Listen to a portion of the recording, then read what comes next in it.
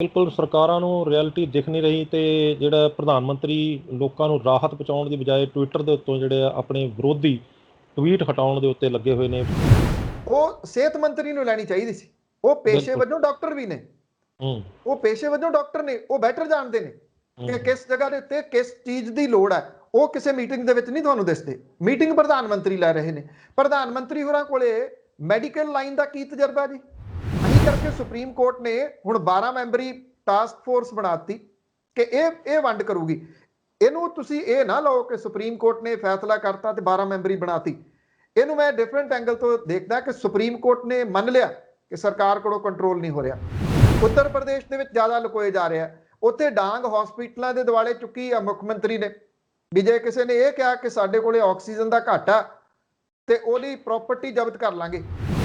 ਤੁਹਾਨੂੰ ਪਤਾ ਹੈ ਕਿ ਜਦੋਂ ਕੇਂਦਰ ਦੀ ਸਰਕਾਰ ਉਹ ਹਾਈ ਕੋਰਟ ਦੇ ਕਹੇ ਤੇ ਵੀ ਨਹੀਂ ਰਾਜਾਂ ਨੂੰ ਦੇ ਰਹੀ, ਉਹ ਸੁਪਰੀਮ ਕੋਰਟ ਦੇ ਕਹੇ ਤੇ ਵੀ ਰਾਜਾਂ ਨੂੰ ਦੇ ਰਹੀ। ਤੁਹਾਨੂੰ ਚਿੱਠੀ ਲਿਖੀ ਦੇ ਉੱਤੇ ਆਕਸੀਜਨ ਦੇ ਦੋਗੇ? ਉਹ ਅੱਜ ਤੱਕ ਪੰਜਾਬ ਸਰਕਾਰ ਨੇ ਹਾਈ ਕੋਰਟ ਦਾ ਸਹਾਰਾ ਕਿਉਂ ਨਹੀਂ ਲਿਆ? ਇਹ ਜਿਹੜੇ ਪੱਪੂ ਯਾਦਵ ਨੇ, ਜਦੋਂ ਤੁਸੀਂ ਇਸ ਵੇਲੇ ਲੋਕਡਾਊਨ ਲਾਇਆ ਹੋਇਆ, ਉਸ ਲੋਕਡਾਊਨ ਨੂੰ ਤੋੜ ਕੇ ਇਹ ਬਾਹਰ ਕਿਵੇਂ ਨਿਕਲੇ? ਇਹਨਾਂ ਦੇ ਉੱਤੇ ਮਾਮਲਾ ਦਰਜ ਹੋਣਾ ਚਾਹੀਦਾ। ਕਿਆ ਬੇਸ਼ਰਮੀ ਦੀ ਹੱਦ ਹੈ। ਅਸਲ ਦੇ ਵਿੱਚ ਇਹ ਐਂਬੂਲੈਂਸਾਂ ਦੇ ਉੱਤੇ ਕੱਪੜਾ ਨਹੀਂ ਪਾਇਆ ਹੋਇਆ ਸੀਗਾ। ਇਹ ਤਾਂ ਜਿਹੜੀ ਕਰਪਸ਼ਨ ਇਹ ਕਰਦੇ ਨੇ ਇਹ ਲੋਕ, ਉਹਦੇ ਉੱਤੇ ਕੱਪੜਾ ਪਾਇਆ ਹੋਇਆ ਸੀ, ਉਸ ਕਰਪਸ਼ਨ ਦੇ ਉੱਤੇ। ਸਤਿ ਸ਼੍ਰੀ ਅਕਾਲ ਜੀ। ਨਿਊਜ਼ ਏਸ਼ੀਆ ਪੰਜਾਬੀ ਦੇਖ ਰਹੇ ਹੋ ਤੁਸੀਂ ਤੇ ਮੇਰਾ ਨਾਮ ਹੈ ਕੁਲਵੰਤ ਸਿੰਘ। ਦੇਸ਼ ਦੇ ਵਿੱਚ ਇਨੀ ਦਿਨੀ ਕਰੋਨਾ ਨੂੰ ਲੈ ਕੇ ਹਾਲਾਤ ਵੱਧ ਤੋਂ ਬੱਤਰ ਹੁੰਦੇ ਜਾ ਰਹੇ ਨੇ। ਆਕਸੀਜਨ ਨੂੰ ਲੈ ਕੇ ਹਾਹਾਕਾਰ ਮਚੀ ਹੋਈ ਹੈ ਤੇ ਹਾਲਾਤ ਇੱਥੋਂ ਤੱਕ ਪਹੁੰਚ ਚੁੱਕੇ ਨੇ ਕਿ ਭਾਰਤੀ ਸੁਪਰੀਮ ਕੋਰਟ ਨੇ ਆਕਸੀਜਨ ਦੀ ਵੰਡ ਲਈ ਇੱਕ ਟਾਸਕ ਫੋਰਸ ਦਾ ਗਠਨ ਵੀ ਕਰਨਾ ਪੈ ਗਿਆ ਉਹਨੂੰ। ਇਸ ਤੋਂ ਇਲਾਵਾ ਬਿਹਾਰ ਦੇ ਵਿੱਚ ਇੱਕ ਅਜਿਹਾ ਮਾਮਲਾ ਸਾਹਮਣੇ ਆਇਆ ਜਿੱਥੇ ਐਂਬੂਲੈਂਸਾਂ ਨੂੰ ਤਰਪਾਲ ਨਾਲ ਢੱਕ ਕੇ ਰੱਖ ਲਿਆ ਗਿਆ ਆਪਣੇ ਸੌੜੇ ਸਿਆਸੀ ਹਿੱਤਾਂ ਨੂੰ ਸਾਧਣ ਲਈ। ਤੇ ਬਾਅਦ ਪਤਾ ਲੱਗਾ ਕਿ ਇਹ ਜਿਹੜੀ ਹੈ ਐਂਬੂਲੈਂਸਾਂ ਨੂੰ ਉਹਨਾਂ ਨੇ ਇਸ ਲਈ ਦਬਾ ਕੇ ਰੱਖਿਆ ਹੋਇਆ ਸੀਗਾ ਕਿ ਉਹ ਅੱਗੇ ਕਿਤੇ ਆਪਣੇ NGO ਵਾਸਤੇ ਉਸ ਨੂੰ ਇਸਤੇਮਾਲ ਕਰ ਸਕਣ। ਜਿਹੜੇ ਪੱਪੂ ਯਾਦਵ ਨੇ ਇਸ ਚੀਜ਼ ਦਾ ਖੁਲਾਸਾ ਕੀਤਾ, ਉਹਨੇ ਉਸ ਤੇ ਕੀਤੀ, ਇਹ ਅੱਗੇ ਚਰਚਾ ਕਰਾਂਗੇ ਆਪਾਂ। ਇਸ ਤੋਂ ਇਲਾਵਾ ਪੰਜਾਬ ਦੇ ਵਿੱਚ ਕੀ ਹਾਲਾਤ ਚੱਲ ਰਹੇ ਨੇ ਕਰੋਨਾ ਨੂੰ ਲੈ ਕੇ, ਕਿਸ ਤਰ੍ਹਾਂ ਕਿਸਾਨ ਲਾਕਡਾਊਨ ਨੂੰ ਤੋੜ ਕੇ ਦੁਕਾਨਦਾਰਾਂ ਦੇ ਹੱਕ ਵਿੱਚ ਆਏ ਨੇ, ਕਿਹੜੇ ਹਾਲਾਤਾਂ ਦੇ ਵਿੱਚ ਇਸ ਵੇਲੇ ਪੰਜਾਬ ਦਾ ਵਾਤਾਵਰਨ ਹੈ ਜਦੋਂ ਨਾੜ ਸਾੜੀ ਜਾ ਰਹੀ ਹੈ ਫਸਲਾਂ ਦੀ, ਕਿਉਂਕਿ ਕਰੋਨਾ ਨੂੰ ਲੈ ਕੇ ਇਹ ਧਾਰਨਾ ਹੈ ਕਿ ਇਹ ਹਵਾ ਦੇ ਨਾਲ, ਸਾਹ ਦੇ ਨਾਲ ਅੱਗੇ ਫੈਲਦੀ ਹੈ ਤੇ ਜਿਹੜੇ ਕਰੋਨਾ ਦੀ ਨਾੜ ਸੜਨ ਤੋਂ ਬਾਅਦ ਜਿਹੜਾ ਧੂੰਆਂ ਹੈ ਉਹ ਕਰੋਨਾ ਦੇ ਵਾਇਰਸ ਨੂੰ ਇੱਕ ਤੋਂ ਥਾਂ ਤੋਂ ਲੈ ਕੇ ਦੂਜੇ ਥਾਂ ਦੇ ਉੱਤੇ ਕਿਵੇਂ ਪਹੁੰਚਾ ਰਿਹਾ ਹੈ। ਇਹਨਾਂ ਸਾਰੀਆਂ ਗੱਲਾਂ ਦੇ ਉੱਤੇ ਚਰਚਾ ਕਰਾਂਗੇ ਤੇ ਚਰਚਾ ਕਰਨ ਲਈ ਮੇਰੇ ਨਾਲ ਮੌਜੂਦ ਰਹਿਣਗੇ ਸੀਨੀਅਰ ਪੱਤਰਕਾਰ ਬਲਤੇਜ ਸਿੰਘ ਪੰਨੂ। ਪੰਨੂ ਸਾਹਿਬ, ਤੁਹਾਡਾ ਨਿਊਜ਼ ਏਸ਼ੀਆ ਪੰਜਾਬੀ ਤੇ ਬਹੁਤ-ਬਹੁਤ ਸਵਾਗਤ ਹੈ ਜੀ। ਬਹੁਤ ਮਿਹਰਬਾਨੀ ਜੀ, ਧੰਨਵਾਦ ਕੁਲਵੰਤ ਸਿੰਘ ਜੀ। ਸਤਿ ਸ਼੍ਰੀ ਅਕਾਲ ਸਾਰੇ ਦਰਸ਼ਕਾਂ ਨੂੰ ਜੀ। ਪੰਨੂ ਸਾਹਿਬ, ਬਹੁਤ ਮੰਦਭਾਗੀ ਘਟਨਾ ਜੇਕਰ ਆਪਾਂ ਸ਼ੁਰੂਆਤ ਕਰੀਏ ਤਾਂ ਐਂਬੂਲੈਂਸਾਂ ਨੂੰ ਲੈ ਕੇ ਸਾਹਮਣੇ ਆਈ ਹੈ।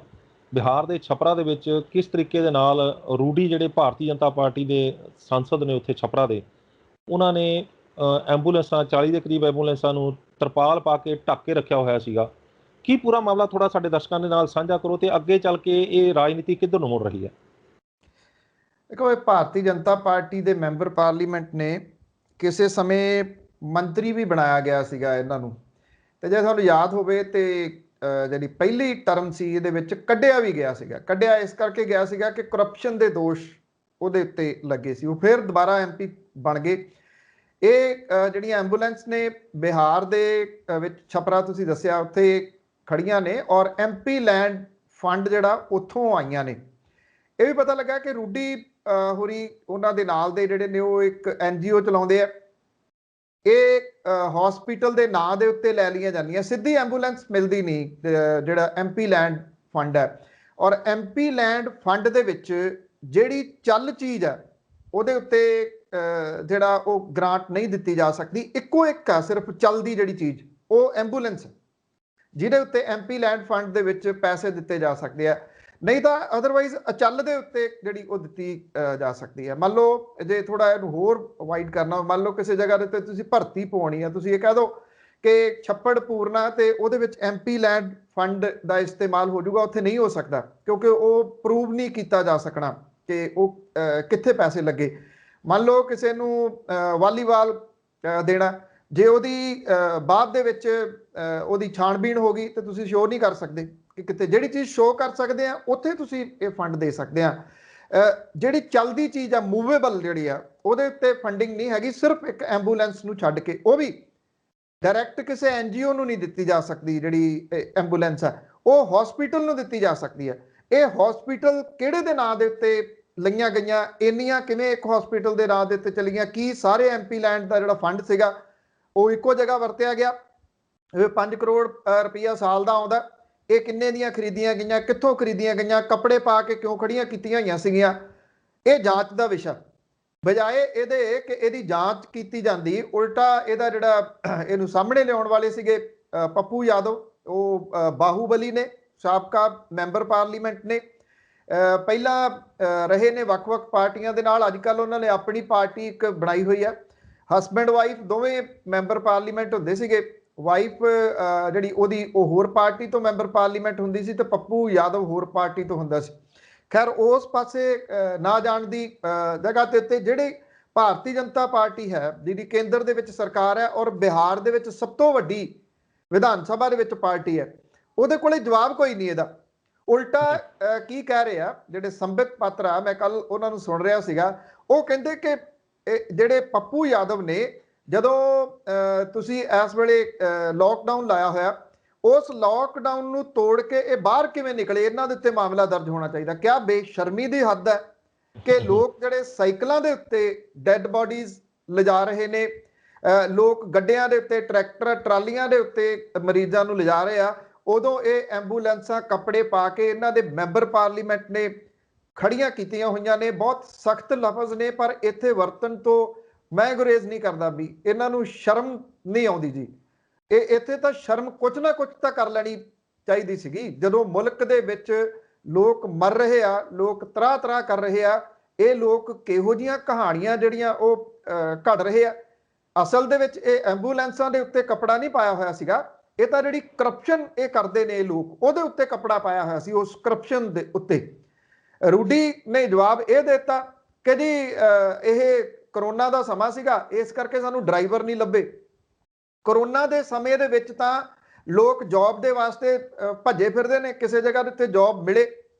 ਪੱਪੂ ਯਾਦਵ ਹੋਰੀ ਮੁੜ ਕੇ ਉਹ 40 ਪਹਿਲਾਂ ਫੜੀਆਂ ਸੀਗੀਆਂ, ਉਹ 40 ਡਰਾਈਵਰ ਲੈ ਕੇ ਚਲੇ ਗਏ ਹੈਵੀ ਡਿਊਟੀ, ਕਹਿੰਦੇ ਆਹ ਚੁੱਕੋ ਡਰਾਈਵਰ ਲਿਆਓ, ਕੱਢੋ ਐਂਬੂਲੈਂਸ। ਉਦੋਂ ਨੂੰ ਕੁਝ ਜਿਹੜੀਆਂ ਲਾਂਭੇ ਕਰਤੀਆਂ ਸੀਗੀਆਂ, 15 ਕੁ ਲਾਂਭੇ ਹੋ ਸਕੀਆਂ, ਬਾਕੀ ਜਿਹੜੀਆਂ ਉਹ ਉੱਥੇ ਖੜੀਆਂ ਸੀਗੀਆਂ 24-25 ਤੋਂ ਮੁੜ ਕੇ ਰੂਡੀ ਨਹੀਂ ਅਜੇ ਤੱਕ ਲੱਭੇ। ਹੈਰਾਨੀ ਵਾਲੀ ਗੱਲ ਇਹ ਆ ਕਿ ਭਾਰਤੀ ਜਨਤਾ ਪਾਰਟੀ ਨੇ ਅਜੇ ਤੱਕ ਰੂਡੀ ਦੇ ਉੱਤੇ ਕਿਸੇ ਕਿਸਮ ਦਾ ਕੋਈ ਐਕਸ਼ਨ ਨਹੀਂ ਲਿਆ। ਨਾ ਇਹਨਾਂ ਦੀ ਜਿਹੜੀ ਮੇਨ ਲੀਡਰਸ਼ਿਪ ਆ ਉਹ ਬੋਲੀ ਹੈ, ਨਾ ਬਿਹਾਰ ਦੇ ਮੁੱਖ ਮੰਤਰੀ ਨੇ ਅਜੇ ਤੱਕ ਇਹਦੇ ਉੱਤੇ ਕੋਈ ਆਪਣਾ ਰਿਐਕਟ ਕੀਤਾ। ਕੀ ਆਪਣੇ ਆਪ ਨੂੰ ਮਿਸਟਰ ਕਲੀਨ ਅਖਵਾਉਣ ਵਾਲੇ ਜਿਹੜੇ ਨਿਤਿਸ਼ ਕੁਮਾਰ ਨੇ, ਉਹ ਇੰਨੇ ਮਜਬੂਰ ਹੋ ਗਏ ਆ ਕੁਰਸੀ ਦੀ ਖਾਤਰ, ਗੱਦੀ ਦੀ ਖਾਤਰ, ਕਿ ਉਹ ਬੋਲ ਨਹੀਂ ਸਕਦੇ? ਉਹਨਾਂ ਨੇ ਮੂੰਹ ਦੇ ਵਿੱਚ ਆਪਣੇ ਘੁੰਗਣੀਆਂ ਪਾ ਲੀਆਂ ਨੇ। ਐਡੀ ਵੱਡੀ ਗੱਲ ਹੋਈ ਹੋਵੇ ਤੇ ਇਹਦੇ ਉੱਤੇ ਉਹ ਰਿਐਕਟ ਨਾ ਕਰਨ, ਇਹ ਬੜੀ ਜਿਹੜੀ ਵੱਡੀ ਗੱਲ ਹੈ। ਇਹ ਕਿਹਾ ਜਾਂਦਾ ਸੀਗਾ ਕਿ ਬਿਹਾਰ ਦੇ ਵਿੱਚ ਕਰਪਸ਼ਨ ਬਹੁਤ ਸਿਰ ਚੜ ਕੇ ਬੋਲਦੀ ਆ। ਆਹ ਤੁਸੀਂ ਦੇਖ ਲਓ, ਇੱਕ ਮੈਂਬਰ ਪਾਰਲੀਮੈਂਟ ਜਿਹੜਾ ਉਹ ਕੀ ਕਰ ਰਿਹਾ ਸੀਗਾ। ਜਿਹੜਾ ਐਮਪੀ ਲੈਂਡ ਫੰਡ ਹੈ, ਮੰਨ ਲਓ ਕੁਲਵੰਤ ਸਿੰਘ ਜੀ, ਉਹਦੇ ਨਾਂ ਦੇ ਉੱਤੇ ਤੁਸੀਂ ਕੋਈ ਚੀਜ਼ ਜਿਹੜੀ ਉਹ ਲਈ, ਸਪੋਜ਼ ਤੁਸੀਂ ਵੈਂਟੀਲੇਟਰ ਜਿਹੜੇ ਉਹ ਲੈ ਲਏ, ਜਾਂ ਆਕਸੀਜਨ ਦੇ ਸਿਲੰਡਰ ਲੈ ਲਏ, ਬੈੱਡ ਲੈ ਲਏ ਹਸਪੀਟਲ ਦੇ, ਉਹ ਤੁਸੀਂ ਆਪਣੇ ਘਰੇ ਜਾਂ ਕਿਸੇ ਵੀ ਵਿਅਕਤੀ ਦੇ ਘਰੇ ਨਹੀਂ ਉਹ ਹੋ ਸਕਦੇ। ਜੇ ਕਿਸੇ ਵਿਅਕਤੀ ਦੇ ਘਰੇ ਮੰਨ ਲਓ ਵੈਂਟੀਲੇਟਰ ਲਏ ਆ ਕਿਸੇ ਐਮਪੀ ਲੈਂਡ ਫੰਡ ਤੋਂ, ਬੈੱਡ ਲਏ ਆ, ਲਾਈਟਾਂ ਲਈਆਂ ਨੇ, ਕੁਝ ਵੀ ਲਿਆ, ਕੁਝ ਵੀ ਐਨੀਥਿੰਗ, ਉਹ ਕਿਸੇ ਵਿਅਕਤੀ ਦੇ ਘਰੇ ਮਿਲ ਗਿਆ, ਉਸ ਵਿਅਕਤੀ ਦੇ ਉੱਤੇ ਪਰਚਾ ਦਰਜ ਹੁੰਦਾ। ਜਿਹਦੇ ਉਹ ਘਰੋਂ ਮਿਲੇ, ਉਹ ਘਰੇ ਨਹੀਂ ਰੱਖਿਆ ਜਾ ਸਕਦਾ। ਫਿਰ ਇੰਨੀਆਂ 40 ਦੇ ਕਰੀਬ ਐਂਬੂਲੈਂਸਾਂ ਜਿਹੜੀਆਂ ਸੀਗੀਆਂ, ਉਹ ਮੈਂਬਰ ਪਾਰਲੀਮੈਂਟ ਰੂਡੀ ਉਹ ਆਪਣੇ ਘਰੇ ਕਿਵੇਂ ਖੜੀਆਂ ਕਰੀ ਬੈਠਾ ਸੀਗਾ। ਇਹ ਤਾਂ ਹੈਰਾਨਗੀ ਦੀ ਗੱਲ ਹੈ ਜੀ। ਕੈਸੇ ਖੁਲਾਸੇ ਹੋ ਰਹੇ ਆ ਜੀ ਰੋਜ਼-ਰੋਜ਼। ਮਤਲਬ ਕਿ ਜਵਾਬਦੇਹੀ ਕਿਸੇ ਦੀ ਨਹੀਂ ਹੈਗੀ। ਇਹਦਾ ਮਤਲਬ ਕੋਈ ਜਵਾਬ ਦੇਣ ਦੇ ਵਾਸਤੇ ਤਿਆਰ ਨਹੀਂਗਾ।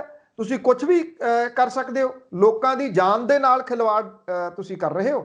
ਇਹਨੂੰ ਲਾਸ਼ਾਂ ਤੋਂ ਰੋਟੀਆਂ ਸੇਕਣੀਆਂ ਜਿਹੜਾ ਉਹ ਕਿਹਾ ਜਾ ਸਕਦਾ ਜੀ। ਵੀ ਜੇ ਜਿੱਦਣ ਦਾ ਚਲੋ ਇਹ ਨਾ ਆਇਆ ਹੋਇਆ, ਉਦੋਂ ਦੀਆਂ ਕੱਢ ਲਈਆਂ ਜਾਂਦੀਆਂ। ਜੇ ਪੱਪੂ ਯਾਦਵ ਇਹਨਾਂ ਨੂੰ ਨਾ ਇਹਦਾ ਖੁਲਾਸਾ ਕਰਦਾ, ਨਾ ਕੱਢਦਾ, ਹੁਣ ਕੀ ਪਤਾ ਕਿੱਥੇ ਕਰਨੀਆਂ ਸੀ। ਹਾਲਾਂਕਿ ਇੱਕ ਵੀਡੀਓ ਪੱਪੂ ਯਾਦਵ ਨੇ ਹੋਰ ਜਾਰੀ ਕੀਤੀ ਜਿਹਦੇ ਵਿੱਚ ਰੇਤਾ ਦੀਆਂ ਬੋਰੀਆਂ ਇੱਕ ਐਂਬੂਲੈਂਸ ਦੇ ਵਿੱਚ ਢੋੜੀਆਂ ਜਾ ਰਹੀਆਂ ਨੇ ਔਰ ਉਸ ਐਂਬੂਲੈਂਸ ਦੇ ਉੱਤੇ ਜਿਹੜੇ ਰੂਡੀ ਨੇ ਉਹਦਾ ਨਾਮ ਲਿਖਿਆ ਹੋਇਆ। ਔਰ ਇੱਕ ਹੋਰ ਚੀਜ਼ ਜੇ ਤੁਸੀਂ ਇਹਨਾਂ ਦੇ ਵਿੱਚ ਦੇਖੀ ਹੋਵੇ ਐਂਬੂਲੈਂਸਾਂ ਦੇ ਵਿੱਚ ਜਿਹੜੇ ਅੱਗੇ ਜਿਹੜੀ ਹੁੰਦਾ ਅਗਲਾ ਪਾਸਾ ਜਿਹਦੇ ਇੰਜਣ ਲੱਗਿਆ ਹੁੰਦਾ ਜਿਹੜੀ ਉਹ ਹੁੱਡ ਹੈ ਉਹ ਭਗਵੇਂ ਰੰਗ ਦੀ ਕੀਤੀ ਹੋਈ ਹੈ। ਚਫੇਰੇ ਵੀ ਭਗਵਾਂ ਰੰਗ ਜਿਹੜਾ ਉਹ ਕੀਤਾ ਹੋਇਆ ਜਦੋਂ ਕਿ ਐਮਪੀ ਲੈਂਡ ਫੰਡ ਦੇ ਨਾਲ ਇਹ ਆਈਆਂ ਨੇ। ਭਗਵਾਂ ਕਰਨ ਐਂਬੂਲੈਂਸਾਂ ਦਾ ਵੀ ਜਿਹੜਾ ਉਹ ਕੀਤਾ ਹੋਇਆ। ਚਲੋ ਉਸ ਚੀਜ਼ ਨੂੰ ਸਾਈਡ ਤੇ ਵੀ ਰੱਖ ਦਈਏ ਤੇ ਜਿਨ੍ਹਾਂ ਦੇ ਵਾਸਤੇ ਆਈਆਂ ਸੀ ਉਹਨਾਂ ਦੇ ਵਾਸਤੇ ਤਾਂ ਵਰਤੀਆਂ ਨਹੀਂ ਜਾ ਰਹੀਆਂ ਸੀਗੀਆਂ। ਬਿਲਕੁਲ ਜੀ, ਇਹ ਤੁਸੀਂ ਨਿਤਿਸ਼ ਕੁਮਾਰ ਦੀ ਗੱਲ ਕੀਤੀ ਹੈ ਵੀ ਉਹ ਕਿੰਨੇ ਮਜਬੂਰ ਹੋ ਗਏ ਨੇ ਤੇ ਉਹ ਕੁਝ ਬੋਲ ਨਹੀਂ ਪਾ ਰਹੇ। ਤੇ ਗੱਲ ਉਹੀ ਹੈ ਕਿ ਚੁੱਪ ਕੁਝ ਕਿਹਾ ਤਾਂ ਹਨੇਰਾ ਜਰੇਗਾ ਕਿਵੇਂ, ਚੁੱਪ ਰਿਹਾ ਤਾਂ ਸ਼ਮਾਦਾਨ ਕੀ ਕਹਿਣਗੇ। ਸ਼ਮਾਦਾਨ ਇੱਥੇ ਮੈਨੂੰ ਲੱਗਦਾ ਕਿ ਉਹ ਯੋਗੀ ਆਦਿੱਤਿਆਨਾਥ ਨੂੰ ਵੀ ਸ਼ਾਇਦ ਬਹੁਤ ਕੁਝ ਕਹਿਣਗੇ, ਕਿਉਂਕਿ ਜਿਹੜੇ ਗਊਸ਼ਾਲਾਵਾਂ ਦੇ ਵਿੱਚ ਤਾਂ ਜਿਹੜਾ ਆਕਸੀਮੀਟਰ ਤੇ ਥਰਮਲ ਸਕੈਨਰ ਲਗਾ ਰਹੇ ਨੇ, ਪਰ ਉੱਥੇ ਦੀ ਜਨਤਾ ਦਾ ਜਿਹੜਾ ਬਹੁਤ ਬੁਰਾ ਹਾਲ ਹੈ। ਜਿਹੜਾ ਉੱਥੇ ਕਰੋਨਾ ਨੂੰ ਲੈ ਕੇ ਬਹੁਤ ਵੱਡੀ ਜਿਹੜੀ ਲੈਵਲ ਦੇ ਉੱਤੇ ਫੈਲਾਅ ਹੋ ਰਿਹਾ, ਲਾਗ ਲੱਗ ਰਹੀ ਹੈ। ਕੀ ਕਹਿਣਾ ਚਾਹੋਗੇ? ਦੇਖੋ ਸਾਰੇ ਜਗ੍ਹਾ ਹੀ ਉਂਝ ਤਾਂ ਜਿਹੜਾ ਇਹ ਵਾਇਰਸ ਦਾ ਪੂਰਾ ਪ੍ਰਕੋਪ ਇਸ ਵੇਲੇ ਹੈ। ਜਿਹੜੇ 5 ਰਾਜਾਂ ਦੇ ਵਿੱਚ ਚੋਣਾਂ ਹੋਈਆਂ ਉਹਨਾਂ ਰਾਜਾਂ ਦੇ ਅੰਕੜੇ ਤੁਸੀਂ ਜਦੋਂ ਚੋਣਾਂ ਅਨਾਉਂਸ ਹੋਈਆਂ ਉਦੋਂ ਲੈ ਲਓ, ਜਦੋਂ ਚੱਲ ਰਹੀਆਂ ਸੀ ਉਦੋਂ ਲੈ ਲਓ, ਜਦੋਂ ਖਤਮ ਹੋਈਆਂ ਨੇ ਉਦੋਂ ਲੈ ਲਓ। ਸ਼ੂਟ ਵੱਟ ਕੇ ਜਿਹੜਾ ਇਹ ਵਾਇਰਸ ਦੇ ਰਿਕਾਰਡ ਇਹਨਾਂ ਸੂਬਿਆਂ ਦੇ ਵਿੱਚ ਹੋਏ ਆ। ਮੈਂ ਇੱਕ ਵੀਡੀਓ ਦੇਖ ਰਿਹਾ ਸੀ, ਕੇਰਲਾ ਦੀ ਆ ਉਹ, ਔਰ ਇਹ ਕਿਹਾ ਗਿਆ ਕਿ ਜਿਹੜੇ ਅੰਤਮ ਸੰਸਕਾਰ ਕਰਨ ਦੇ ਵਾਸਤੇ ਹੁਣ ਉੱਥੇ ਇੱਕ ਸਿਸਟਮ ਕੀ ਤਿਆਰ ਕੀਤਾ ਗਿਆ, 2 ਉਹਦੇ ਨਾਲ ਸਿਲੰਡਰ ਲੱਗਦੇ ਆ, ਉਹ ਮੂਵੇਬਲ ਹੈ, ਉਹ ਲਿਜਾ ਕੇ ਘਰ ਦੇ ਮੂਹਰੇ ਜਿੱਥੇ ਡੈਥ ਹੋਈ ਆ ਉੱਥੇ ਉਹ ਖੜੀ ਕਰ ਦਿੱਤੀ ਜਾਂਦੀ ਹੈ। ਉਹਦੇ ਘਰ ਦੇ ਉਹਦੇ ਵਿੱਚ ਜੋ ਵੀ ਉਹਨਾਂ ਨੇ ਜਿਹੜੀਆਂ ਅੰਤਮ ਰਸਮਾਂ ਹੁੰਦੀਆਂ ਨੇ ਉਹ ਨਿਭਾ ਰਹੇ ਆ।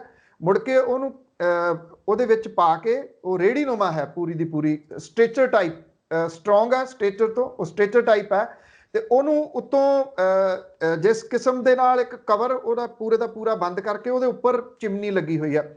ਫਿਰ ਉਹਨਾਂ 2 ਸਿਲੰਡਰ ਦੇ ਨਾਲ ਉਹਨੂੰ ਅੱਗ ਲਾਈ ਜਾਂਦੀ ਆ ਤੇ ਉਹ ਗੈਸ ਦੇ ਨਾਲ ਕੁਝ ਮਿੰਟ 'ਚ ਅੰਤਮ ਸੰਸਕਾਰ ਹੋ ਜਾਂਦਾ ਉਹਨਾਂ ਦੇ ਘਰ ਦੇ ਮੂਹਰੇ, ਕਿਉਂਕਿ ਜਗ੍ਹਾ ਜਿਹੜੀ ਆ ਉਹ ਨਹੀਂ ਰਹੀ।